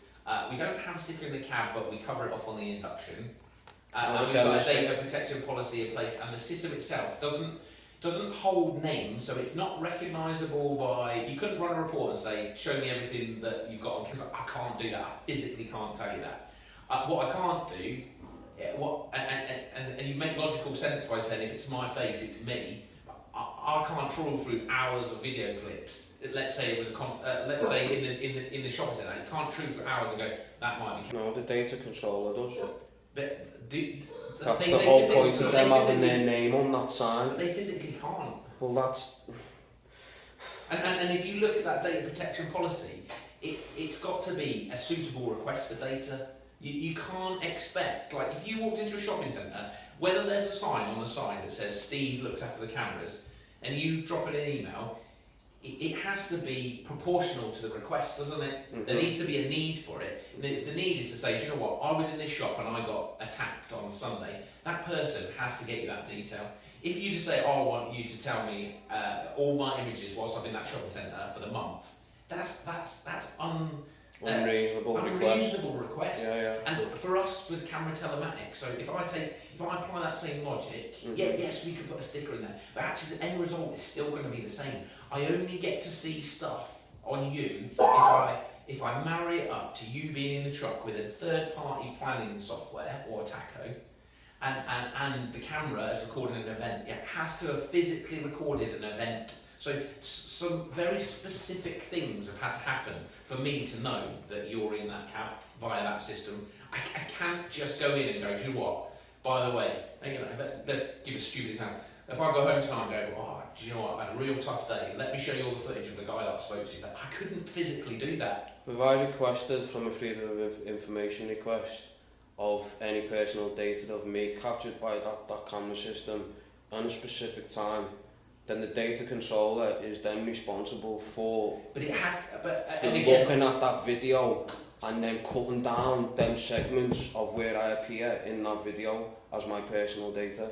But I think there's a trigger around reasonable though, because you Yeah, never get to that information. That's a reasonable request. If I say, right, well, I've worked for all since 2016 to 2017, Yeah. send me all of that personal data, that systems, that's unreasonable. Yeah. If I'm asking for a specific date, time, period, that's not unreasonable. That is pinpointed. That's not just give me everything that you But it doesn't live stream, so it can only be when those circumstances. 24 hours recording, isn't it? It's got the ability to record for 3 days, keep 3 days worth of recording. But Which then offloads onto the server. So it records, right? When the ignition on, it records, and then if there's an event, it goes right back 10 seconds, forward 10 seconds, or back 5, forward 5. So you've got -5 plus 5. That gives you a 10-second clip to get you the evidence that you need to assist in the insurance. Mm-hmm. That's it. Mm-hmm. So it's not just an event as in what's triggered it, is it? There's actual continuous recording. it has to record. It has to see to allow it to timestamp the event. You know what I mean? Right, so there's continuous recording. But no one can get to it. But there's continuous recording. Every camera looks continuously, doesn't it? Right, so if there's continuous, no, but the point I'm trying to make is that continuous recording is offloaded to the server. No, absolutely not. Well, so what happens is the camera has a hard drive. It looks. Let's give a stupid but real world like. So how can then you request a specific time if it's not triggered an event? So how can you ask it? So the way that the system works. So for example, it'll record 3 days. So on that box is 3 days. 24 hours. As long as the ignition's on, it will record. When it's powered up, right? So it will record 3 days. Call it 3 days, right? If the so there's two parameters. If the G sensor goes above 7, or 0.6 or 0.7, bang, event. -5 plus 5, call it 10 seconds. However, what you can do then is if you said, do you know what? There was a bang, and that 10 seconds doesn't tell me if the car drove into me. What you can then do, if it's still on the camera hard drive, you can then go into that system and say, actually show me between this date and this date. But because of the bandwidth, the 1080p cameras and stuff like that, you can only request that in sort of minute by minute segments. So you've got to be very accurate in terms of trying to get that information. So you can ask for any during that time, during that period of the engine running, you can request video footage from any period. No, only in that 3 days. So it overwrites itself. Okay. So if that engine's running for 3 days, yeah, I can ask for any video footage over that 3 days. Anyone that's got access to the system that has the business privilege to do that can go in and request that. So it's continuous recording. If you like, it is, but you can't get access to it continuous recording. Why? You just said you can't. So if you pinpoint a specific time during that 3 day period, you can request the video footage. I can go and get it. Yeah, so it's continuous recording. So it's not just trigger based. So it's not just an event-based video capturing, it's continuous recording. Yeah. So it's got two parameters. However, we as a business don't use that functionality unless we've got an event. That event will allow us. That functionality is not there to go and look and see things, if you know what I mean. That functionality is there to give you a wider opportunity to get the evidence you need to support the event, if that makes sense. But what the point we're trying to make here is, you're saying that my personal data will not have been captured on the system due to it only captures events. Now we've just determined that it records continuously for 3 days. So over that 3 day period of recording, there will be accounts where I will appear in that video footage. So that's personal data of me. So to say that it's not going to capture personal footage of me because it's only based on triggered events and it's only going to catch like driving cases is not, because you just told me it's recording for 3 days length of the engine running. Let me just correct that, because I've when I said that before, I was coming at it from the Street Angel stuff. The Street Angel stuff so someone at their desk only can log into Street Angel and then and that personal data, they can go and see the events. So you talk about the scenario with Amy giving you a call. That's because it was event based and it went up to the cloud. Yeah. Yeah. So, but the other side is one. It does live record. It doesn't live record and stream that to a server. So. No, it stores it on the truck for 3 days. It's kept on the truck for 3 days, yeah. And then if someone raises a concern and it's within 3 days, you can go and get it. If it's after 3 days, then you can't go and get it. So that's that element of the sort of, call that the local recording if you like. So none of the footage captured by these camera systems lasts longer than 3 days. No, the memory's not big enough. And it goes back to my point earlier, when we had, when I worked at National Express. So you can't ask for video footage from a week ago on a vehicle? No. I think generally we see that, you know, if you ever watch the police programmes where people have gone and tried to identify, they've gone into shopkeepers of premises and it's normally 28 days on like household systems and stuff like that. Yeah. It's 3 days. The camera's tiny. It's got, if you like that Street Angel spec. I've got the engineers installed, and I'll send you this to support. But the size now, I think it's 126 gig, and when you're streaming 3 video streams either side in 1080p, you get the quality. You just don't get the longevity. Like if you remember back in the select days, we used to have a camera that was up high, didn't we, looking back? Mm-hmm. That's no longer part of it. That was useful for loads. If we had an issue with loads, we could look at that. So we haven't got that functionality. The systems, you know, if you could design a CCTV, I would have it for 28 days because it would help me more. What's the server for then? What's the server for at that end? That's just a housing for us to dial into in the cloud. A bit like where your emails, like. If you think about your computer, you can save your emails on your computer, or you can have them in Outlook, can't you? What's the policy, sir? How long it keeps your data for? What's that? The data protection policy? I don't know. I'll have to look at that. But I'll send that across to you out the back of this so you can see exactly what that is. But so locally, it's 3 days. It's 3 days, and then once 3 days, open and honestly here, we've been in situations where we've had instances where actually, because it's been a bank holiday, for example, and the driver's been out delivering over that period. We have an incident on a Friday, and this was an incident what we need the footage to assist us as a business. We couldn't get our hands on it, so it has its limitations for us as a business. But 3 days, by and large, is enough for, and hopefully you see why this supports it as a tool to help the business rather than to look into our drivers' behaviour. Is that within 3 days, you as a driver should be able to say, do you know what, this driver's driven into me and caused damage to my truck. I need to get the footage off to support the claim for the business and insurance. That's its sole intention. So it's two kind of, you know, I understand what you're saying. So one, we've got event-based happenings, clipping, curbs, harsh braking, all the rest of those things that highlight straight away. And again, going back to the comment I made, you go to Gafford's email system, red flag, keynote insights, whether to action it or not. That's kind of one strand.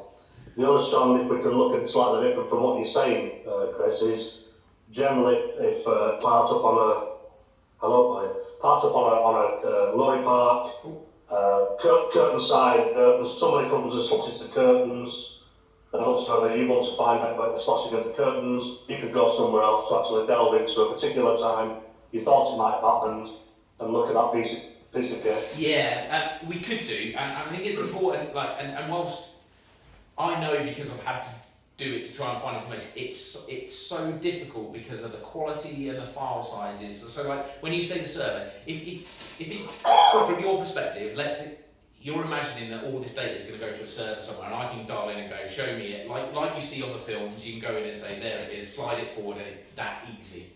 It's not. You have to put a request in, and the request goes into the through camera Street Angel. It then goes into the camera telematics guys, and then that in the back end goes to the unit that's in your truck and says, I need this data. It then downloads at that point, but it's only ever in like 1 minute strands because it's so detailed. What's the heartbeat back to the server for? That just check. It's a bit like your phone will do it in the background. You know, like if you move from different locations in the UK, the heartbeat would be to that cell, to that mast, to that mast. It's that's just not to the server though, is it? That's just to the tower. But the SIM card.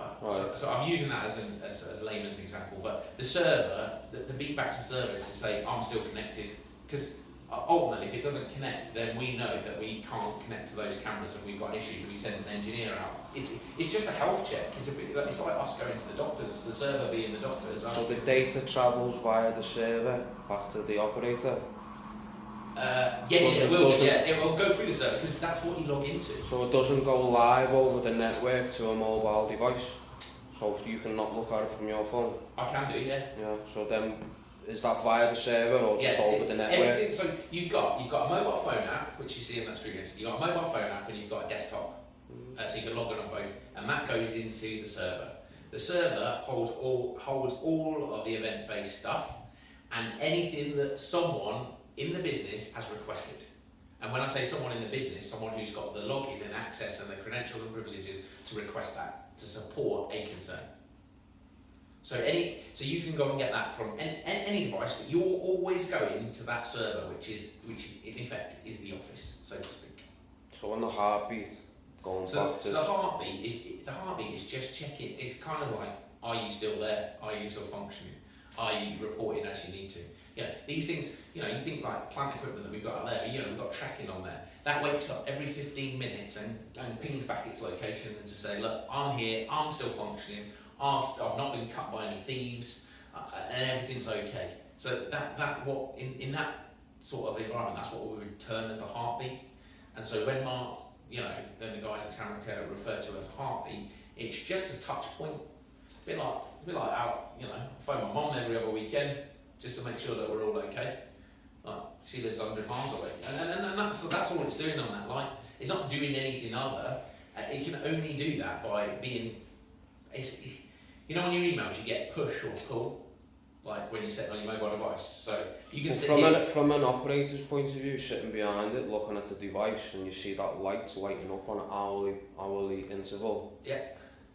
That only to me just going to look like it's sending back information. Yeah, and every hour. But you're not in an informed position to know any different. So no, you exactly. can put any, but it could be the same at anything. That's my point. This is why we're sat here, because I've raised that concern about the behaviour of the light, which had changed. And I agree. So that's why my duty is to give you all those facts around how the system works, so to satisfy your concern. Yeah, but when this is where we go back to the impact assessment, which is recommended by the ICO. So when the business would have done an impact assessment about changing the system, including Street Angel, and how it then behaves with, or how it deals with data, then it's supposed to do a full assessment, then notify the employees that it affects, and then include it into the policy, into the data protection policy. But what might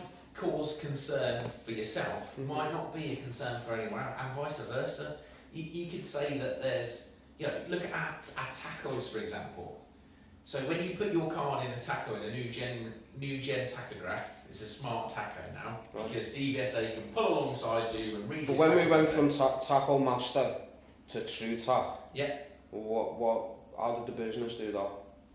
Basically, it was just it was an email to the driver saying, this is what you're going on now. You're going from True Tacho Master to True Tach. Yeah. That was it. Yeah. So there was no official notification as the business is changing from Tacho Master to True Tach. Yeah. These are the reasons why we're changing. These are the benefits to the company that it's going to produce, and this is what the drivers are going to see. But the inherent use of that data doesn't change. It's a legal obligation to get that data to pass it on to DVSA. Yeah, but my point is how the business then makes these changes. It's not notifying the people correctly.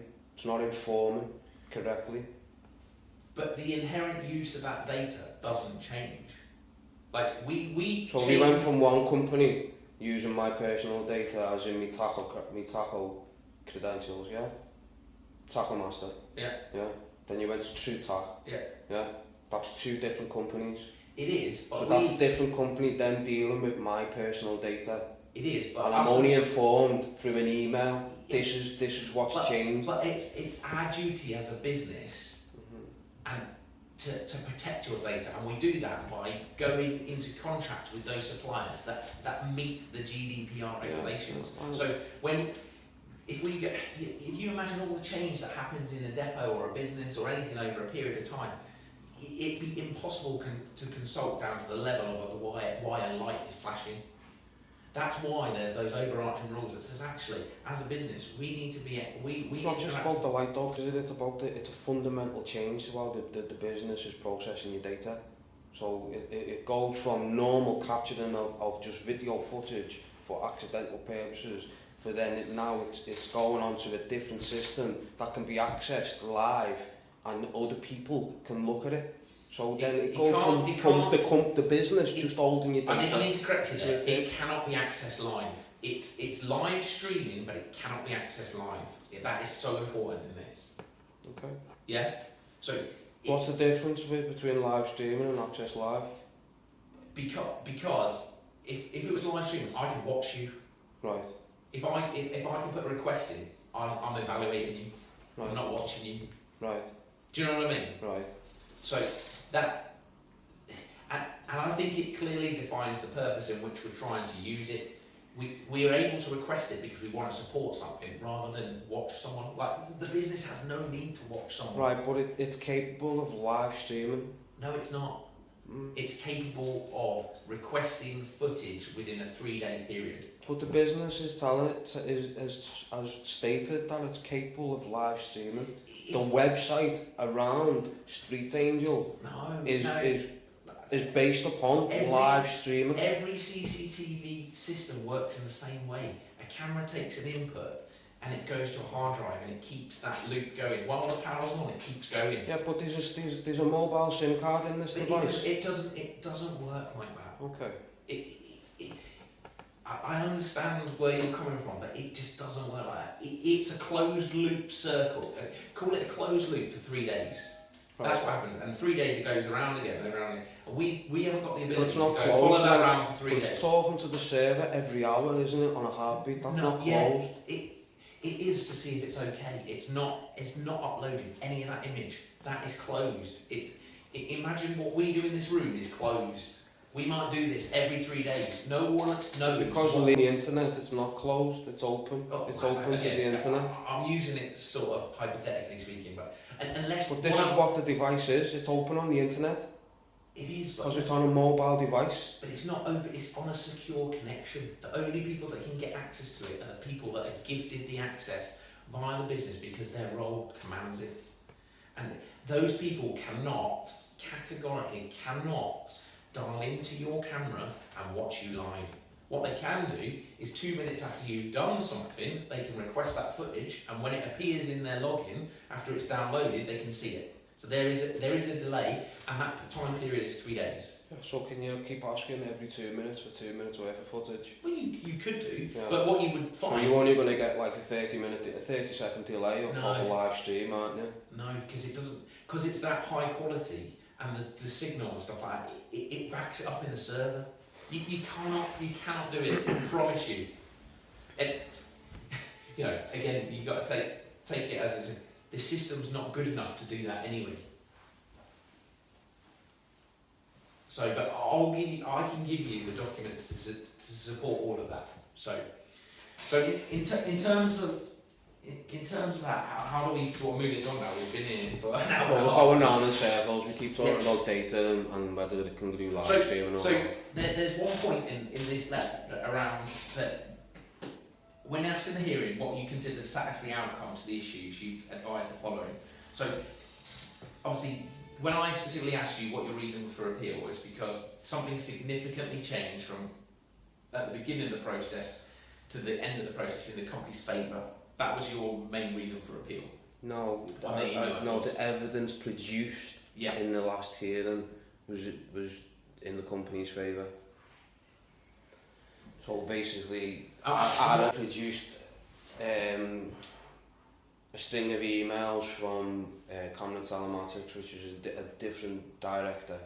Erin, I think the name was. Okay, yeah. And in that, basically, they turned around the description of the light, so the middle light, which was for recording, or from the first description that I received from Mark, was basically that middle light was to determine whether the system was active and recording.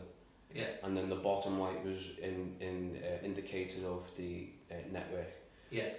And then when Aaron then come back with his evidence from Erin, it contradicted the middle light indicating the recording feature of the camera. Okay. So in what Erin had described this middle light doing was the function of the network, as in it's that on that light, that when that light's flashing, that determines if it's sending video footage. So the bottom light, which we first said that was sending the footage, was just basically talking on the network or talking on the server. It has nothing to do with the sending of the video footage. Okay. From Erin's description. Yeah.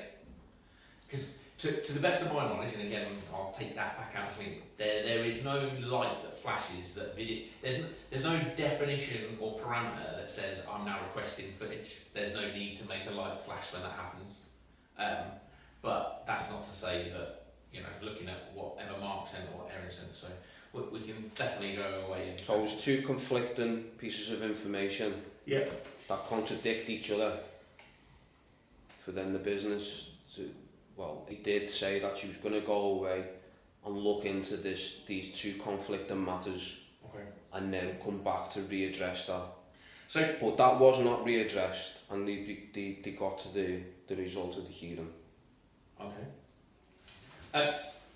And my knowledge of how it works and stuff can support on that side. So so satisfactory action, so clear process of the camera and its intended purposes. So whilst the view from the business is that it's included in the induction, actually you'd like that to be a bit more abundantly clear when made to you when you join the business or in the business. How access or request the footage, how to access if required. Again, we can detail all that. Has that been fed back to you? No, still not received the data protection policy. How long footage would be held for? So again, we can cover that. And an advisory to the driver to indicate cameras are in use. So that being a sticker, yeah. Yeah, but it's a change to your system. So basically, it's how you're processing the data, that's being captured from the driver has changed, and we're supposed to be informed. We're supposed to be told of why the information or why the system's changed and what it's capturing. Yeah. Who we contact. Just a bit, it was really the final point, but obviously we got onto other things. As part of the information that we got from our solicitors, as kind of the second review on the whole, excuse me, privacy policy, GDPR and data protection, all those that were encompassed in that particular investigation. One of the points was this, and a fundamental point really was, that the company have a duty to make sure that their employees are aware of where the information is stored. There was quite a few points, but the basic, the clear points out of that was where the information is stored and who has access to the information, more importantly. Yeah. And again, at the time, forgive me, I know things have moved on a bit, but there was quite, you remember, there's quite a few cases in the press where people were getting on trains, people in high up positions in, politicians and stuff, leaving laptops and briefcases and stuff like that with loads and loads of, delicate information on. So again, it was around those particular points, but more importantly, those were the two kind of, definite contributions from the solicitor to say that the company, and you might say there's a lot of changes, but clearly, you've got a workforce of how many, you have got one individual that now, looking to have that challenge. So, as part of that process, they were insistent that everybody, even though they might not need it in the future, they might not give a monkeys, they don't, whatever. But equally, everybody has the opportunity to be made aware of where the information is kept, who's in control of the information, who has access to the information, and so on and so forth, as a generalised kind of, comments to the workforce. Yeah. No, and I think I said earlier, I won't put us at 100% perfect on this. There's definitely lessons to learn out of some of this, and part of the grievance procedure is to pick up bits where we can do things better. I would hate to come out of something and say, do you know what, we're 100% perfect actually, because no one's 100% perfect. That's the reason I raised it formally. I tried informally, and it had to go formally.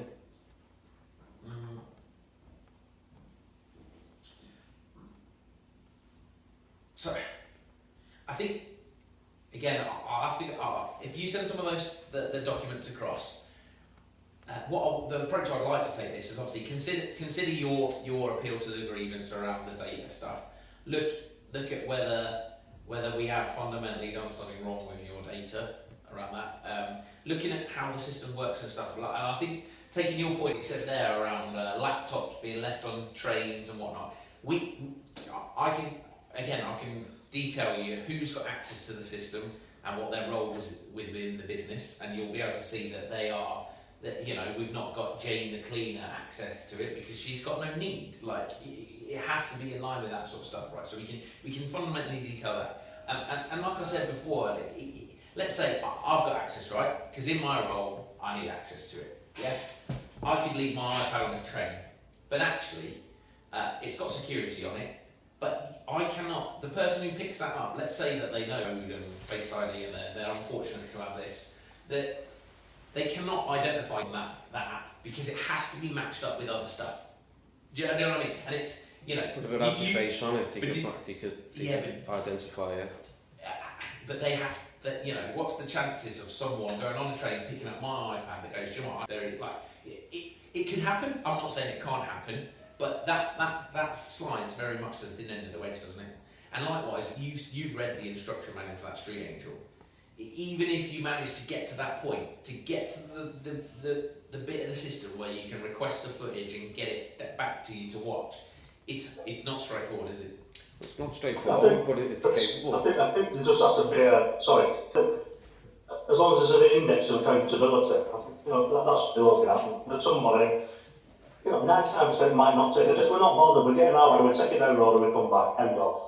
But there are people that do genuinely have concerns. So from that point, if there is an index, of accountability where that individual, any particular given reason or time, thinks he may want to kind of raise the issue or contact a person of your standing or whoever who's got access to this piece of kit for some comments or concern that he may have, then that should be known to them, absolutely.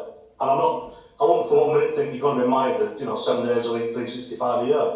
But as long as people are aware, if I'm wrong, that there is an index or some kind of, name against the face where we can actually go to that person and say, look, got a bit of a concern, or can you have a look at this for us, or whatever it may be, that there is accountability for a company point of view. Data officer, I think that's So our office managers, our FD's our data officer for GDPR, our nominated data officer, been on the courses and all that sort of stuff. I think if you'd be happy, you send me that stuff across that we detailed before. So you wrote that down. I'll summarise it on email because Ian's writing. If you send that stuff across, right, I can provide the data protection stuff, the data protection officer, all of that stuff.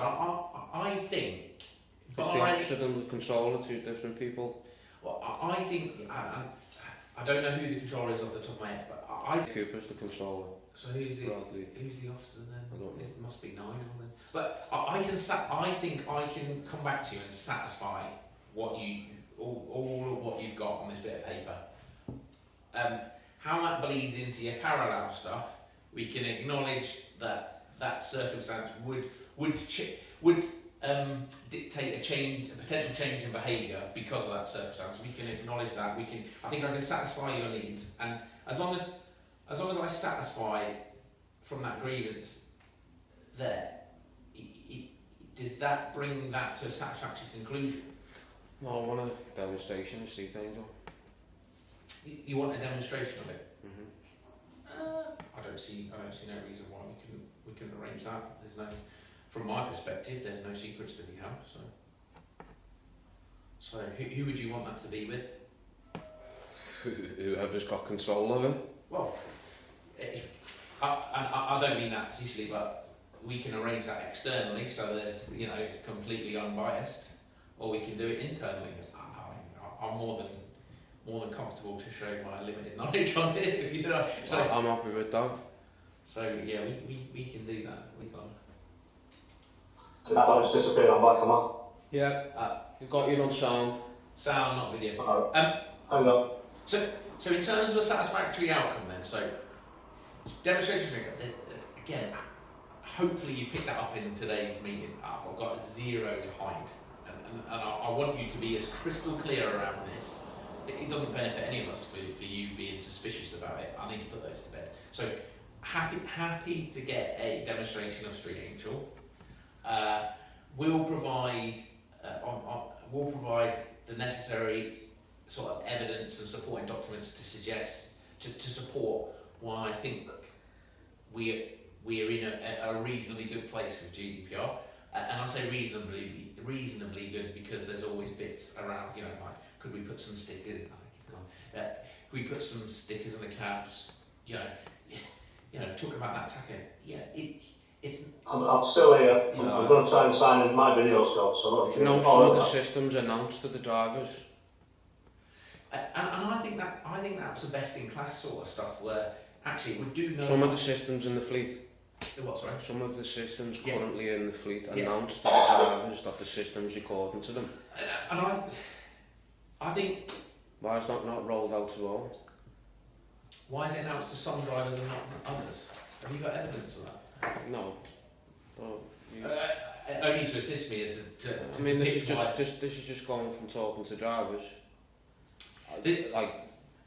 Discussion about the behaviour of the lights, and that's where it was brought to my attention that some of the systems demonstrated to me actually announced to the driver that the system is recording.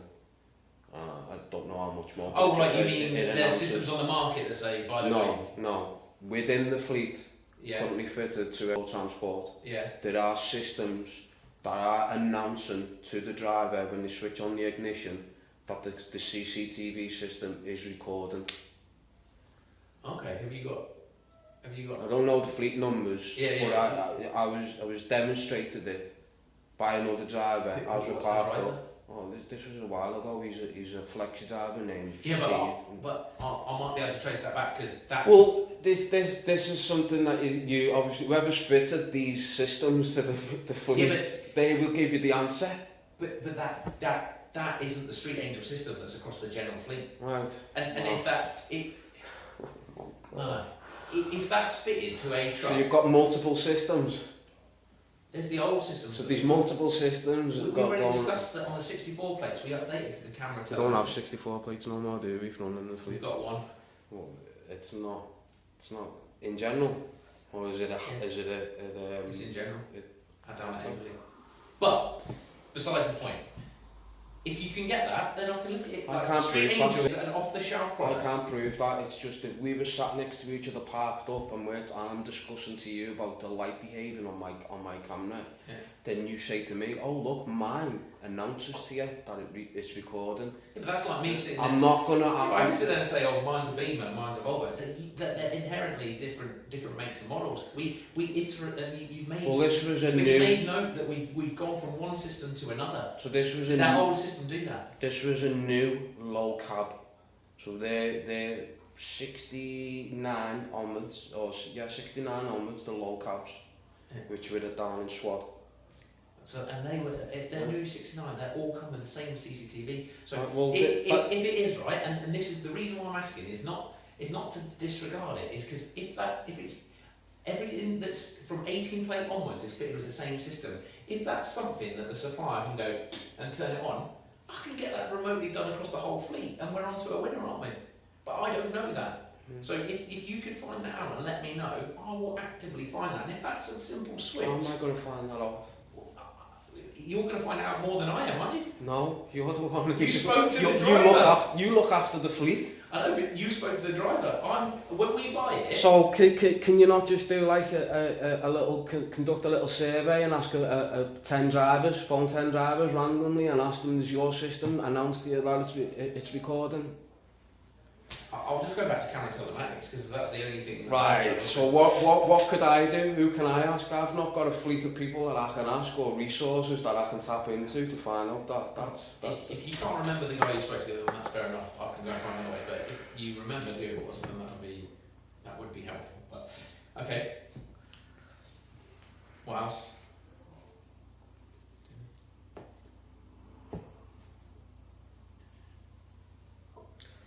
like to be paid. Okay. I was just going to concur with Steve. A situation that he hasn't invited. Obviously, the company made their choices and obviously decided what they are to do with him for the time being. And again, I'm just referring that you didn't say, obviously, the grievance in front of you today. Yeah. It's been helpful, and we'll await your kind of outcome from that with regards to the information and investigation you're going to conduct.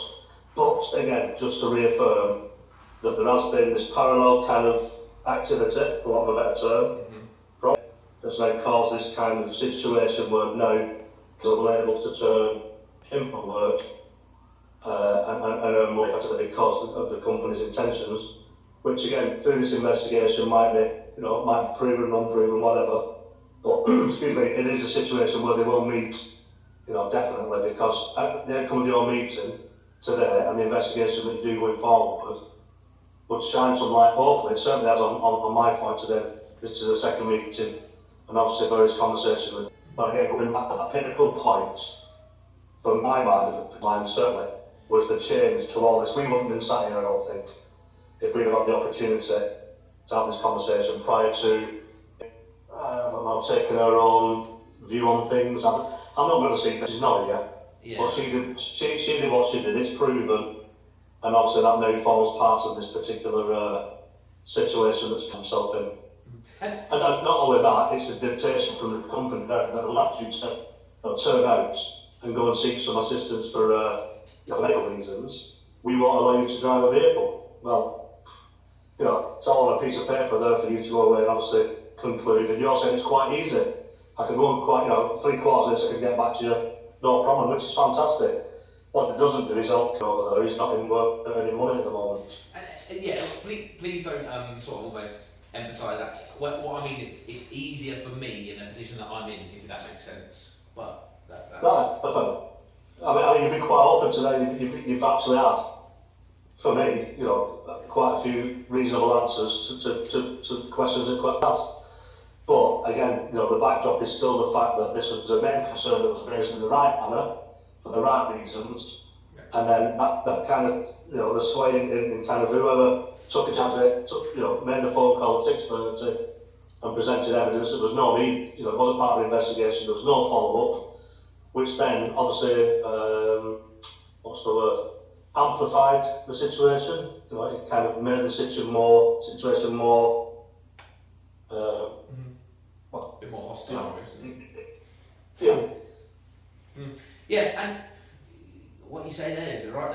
The answers are the answers. There's nothing to hide. Do you know what I mean? So my duty to you is to give you the answers to what you're asking, which is the facts. Like, there's nothing gained by not being able to honest around that. So.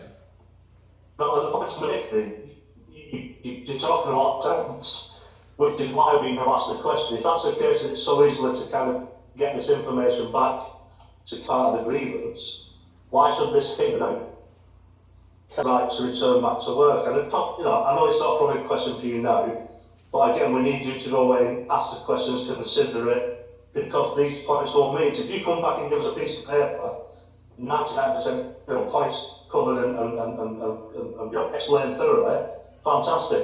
We've still got the backdrop now of somebody's questioning health effectively. Yeah. Yeah, no, that's the bigger concern. You've got a fellow here who thought he was doing the right thing by raising concern informally, which he did do. He raised it formally, and now he's kind of been turned into the bad guy, for want of a better. And equally, along the way, he's not able to attend work. Without the kind of the company insisted that he, before he does return to work, attend a mental health hearing or whatever it may be, some kind of doctor's appointment. I think that part of this process, if you're going to answer that, that will kind of hopefully help assist to fully understand what grievance was and negate the fact that there is no health, there's no health issues here, but somebody's pointing a finger very strongly saying, well, we believe there is. And keeping. It was an antagonistic measure though to try and make me, respond in an aggressive manner, therefore do myself out of a job. That's how I interpreted that in that whole encounter. My duty in this one, in this process that we're in here, is to consider this or there, and if, which it sounds like the common sense approach, if it can be used as an appendix to something else that's going on in parallel, to either assist or give further clarity, then we've got a result out of it, haven't we? If I can satisfy your concerns around that, which I think I can, there'll be a few little bits I need to go and do a bit further work on, but most of it relatively straightforward. I can satisfy your need on that, and if you can use an outcome as an appendix to either assist, clarify, or do something on this parallel process, then for me, hearing this grievance and doing that is a decent result, I think. Would that be fair? As long as you give us guarantees that that will happen, because it's quite easy for you to, and I don't know you, and you've been pretty fair today. You've been very clear in your answers, and you seem to know what you're on about. The fact is that we don't want you to walk away, having done the investigation and given the answers to, in mind that then isn't taken up on the other parallel with me or whoever it may be. We need those two to attach themselves, and for the company to make a decision, one way or another.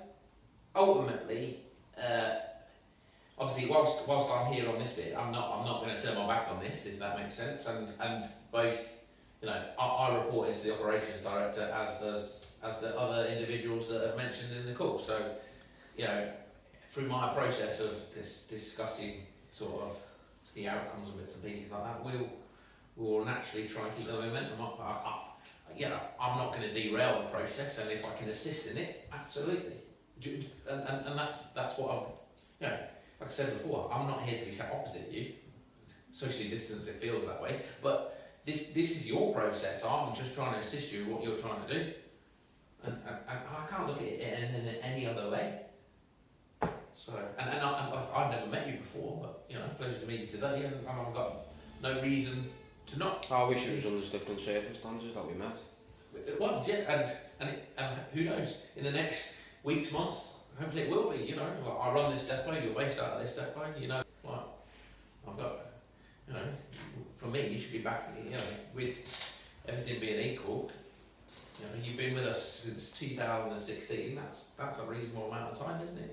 We've seen people come, we've seen people go, 2016 is a good stint in the cab, so.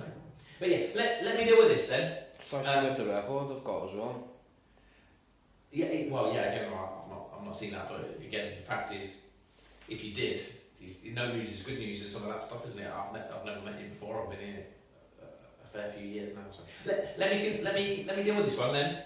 Hopefully, in terms of that summary, you'd be happy with the outcome of that. If I stick to everything that I've committed to there, and then I don't know, where are we now? What day is it today? Is it Wednesday today? So I've got a few bits and pieces, but depending on how sort of some of the camera telematic stuff, how quickly they respond to me, because some of this will have to be through a third party, but at the very latest, I'll at least come back to you with an update of where I am on it by Friday, by close of play Friday. Is that fair enough? Yeah.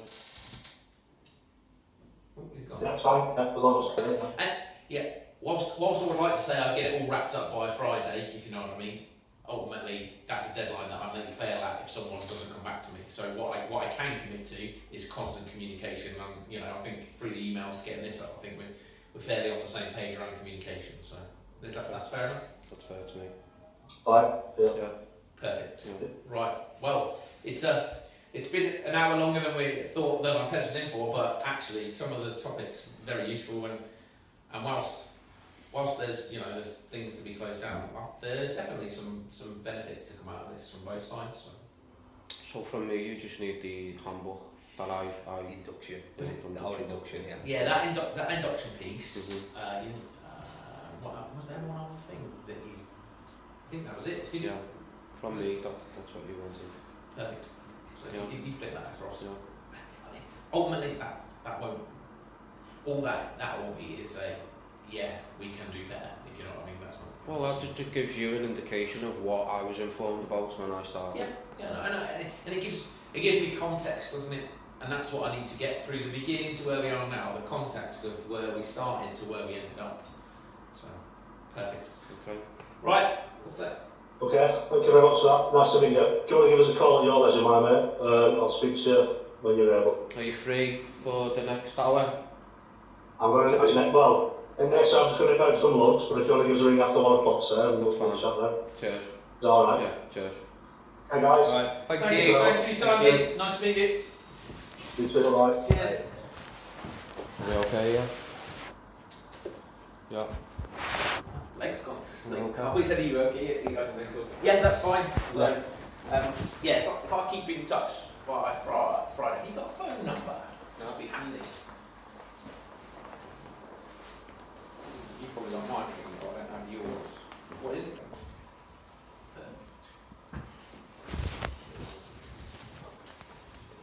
What are you on? Just standard 44, is it? 44 times to do the general. You haven't done any specialist stuff yet? Or? No, I did want to get into it a couple of months back, like, but No. what's that? When I joined the company, I think it was about 12 months into it, the said Kina and me plowed all that Oh, money yeah, into when it, they- the full on specialised. That was where I wanted to try and avenue towards, but you know, I was quite happy doing the 4 on 4 off. You know, it wasn't about anything. What chooses your 4 on 4 off? Well, for life. So you always the same. You always do the same It's a sort of days. balance, so you've got your balance, your work-life balance, and your balance away from work. But do you do longer hours on those 4s to make up sort of contracted week, or is it shorter week? No, because there was like an unwritten agreement with planners. So basically, all I ever wanted from the planners was basically do not keep me out for extended periods on my last shift. For the 3 days, you plan me for however you want. You know, if you want to maximise the 15s, let's talk about it and do have no issues. Yeah. Just don't do it on my last shift. Yeah. Like I said, it was an unwritten agreement. For whatever challenges the business put towards me for them 4 days, having that 4 days away from the business, balanced it out. So, you know, obviously... What days do you usually do then? Was it So even weekends, covering weekends and things like that. Oh, right, so yeah. Well, you know, from the business side of things, it was great covering cranes, which can sometimes be a struggle over the weekend. Yeah. We always relied on the 4 on 4 off drivers, so whatever, there was always the reliability of that. So you could take that here, what does normal like run look like then? You like run like a WS run corn out there, form work down and then carry the crane? If we doing scaffolding to various sites, or you could be doing into-depot trunking. They don't like pick you here on the first shift, run you into London, keep you around London doing crane stuff. That can be the case. You know, and that being from a champer perspective, that's what a champer wants. I don't want to be coming in and out of my depot all week. Yeah, you don't think so much. Because if you've got to travel all mine, that's 45 minutes away. So it's the time and fuel that it takes for me to get off the journey there and back. Where do you think that was little? Now, if I was a day man, then I factored that into me, you know, my cost of living. Yeah. If I'm a champer, I want to maximise, I want to be away as much as I can. Yeah, no, that's example, isn't it? I mean, it's not for everyone, is it? Mind you, 4 days away from little kids, that sounds perfect. Yeah, 4 days away from your amenities. Yeah. Is enough. I mean, you know? in COVID though, that's not been like, you know, I mean, fair play to drivers. I mean, again, I guess it's a way of life, isn't it, to a point? Like, because you're fully immersed in it. If anyone I speak to that wants to get into it, all I ask them is, do you enjoy driving? That is the main bulk of it. You've got to enjoy driving. If you don't enjoy driving, then it's not a job. I mean, this might be a massive stereotype, but I think you guys probably enjoy your own company a bit, don't you? Whereas I can't stand that. Like whenever I was like growing up back down, I stay You there. could do a driver's mate, you know, I mean, if you just like being out on the road and you like travelling, you could be, or you could be in a company where you have a driver's mate, Yeah. like in doing They used to do that, especially, didn't in they? dray work or furniture delivery or stuff like that, you know, you won't get a driver's mate on the site. But yeah, there must be people that see loads of decent things, but then just parking up over and on that. Lonely and scary, I would have thought. That's what it is, Especially in the winter months as well. well, you've got United there, and you know, I try and dress it up as in it's like camping, but you've got, you know, it's a little bit more posh because you've got no grass. heater and you've got, you know, you've got these stuff, you've got fridges and got inverters, which, you know, not many companies do that type of kit. I know, it's we almost make a lot of our own bags. The trucks are really good, aren't they? They're the best. And then when, you know, anything away from that, you're kind of like, well, what's happened here? Like, my fridge isn't working. I'm like, you know, X, Y, and Z. You're like, bloody hell, like, you know. Well, you get used to it though, don't you? You give all of that kit to a driver that just doesn't value what he's got and just destroys it within weeks. Yeah. Just weeks. If there was an Aston Martin on your drive, you wouldn't think about that, would you? And it's the same value. Yeah, but then that's the difference. That's what people like penalty some driving that. But some drivers, you see, they're like it's like slippers. They're driving slippers, aren't they? So to keep the cab clean. I didn't have shoes on. No, You know, I always thought that was illegal, but it's not, is it? It's only illegal if you can't stop the vehicle. So you know, you're living in it. yeah, You know, you don't want to be. What do you do for food? Do you cook and stuff? Or? Well, because I've got an inverter, I have a microwave, so I use a slow cooker a lot. So I'll cook on bulk and then freeze it, and because we've got fridges, you bring it together, microwave.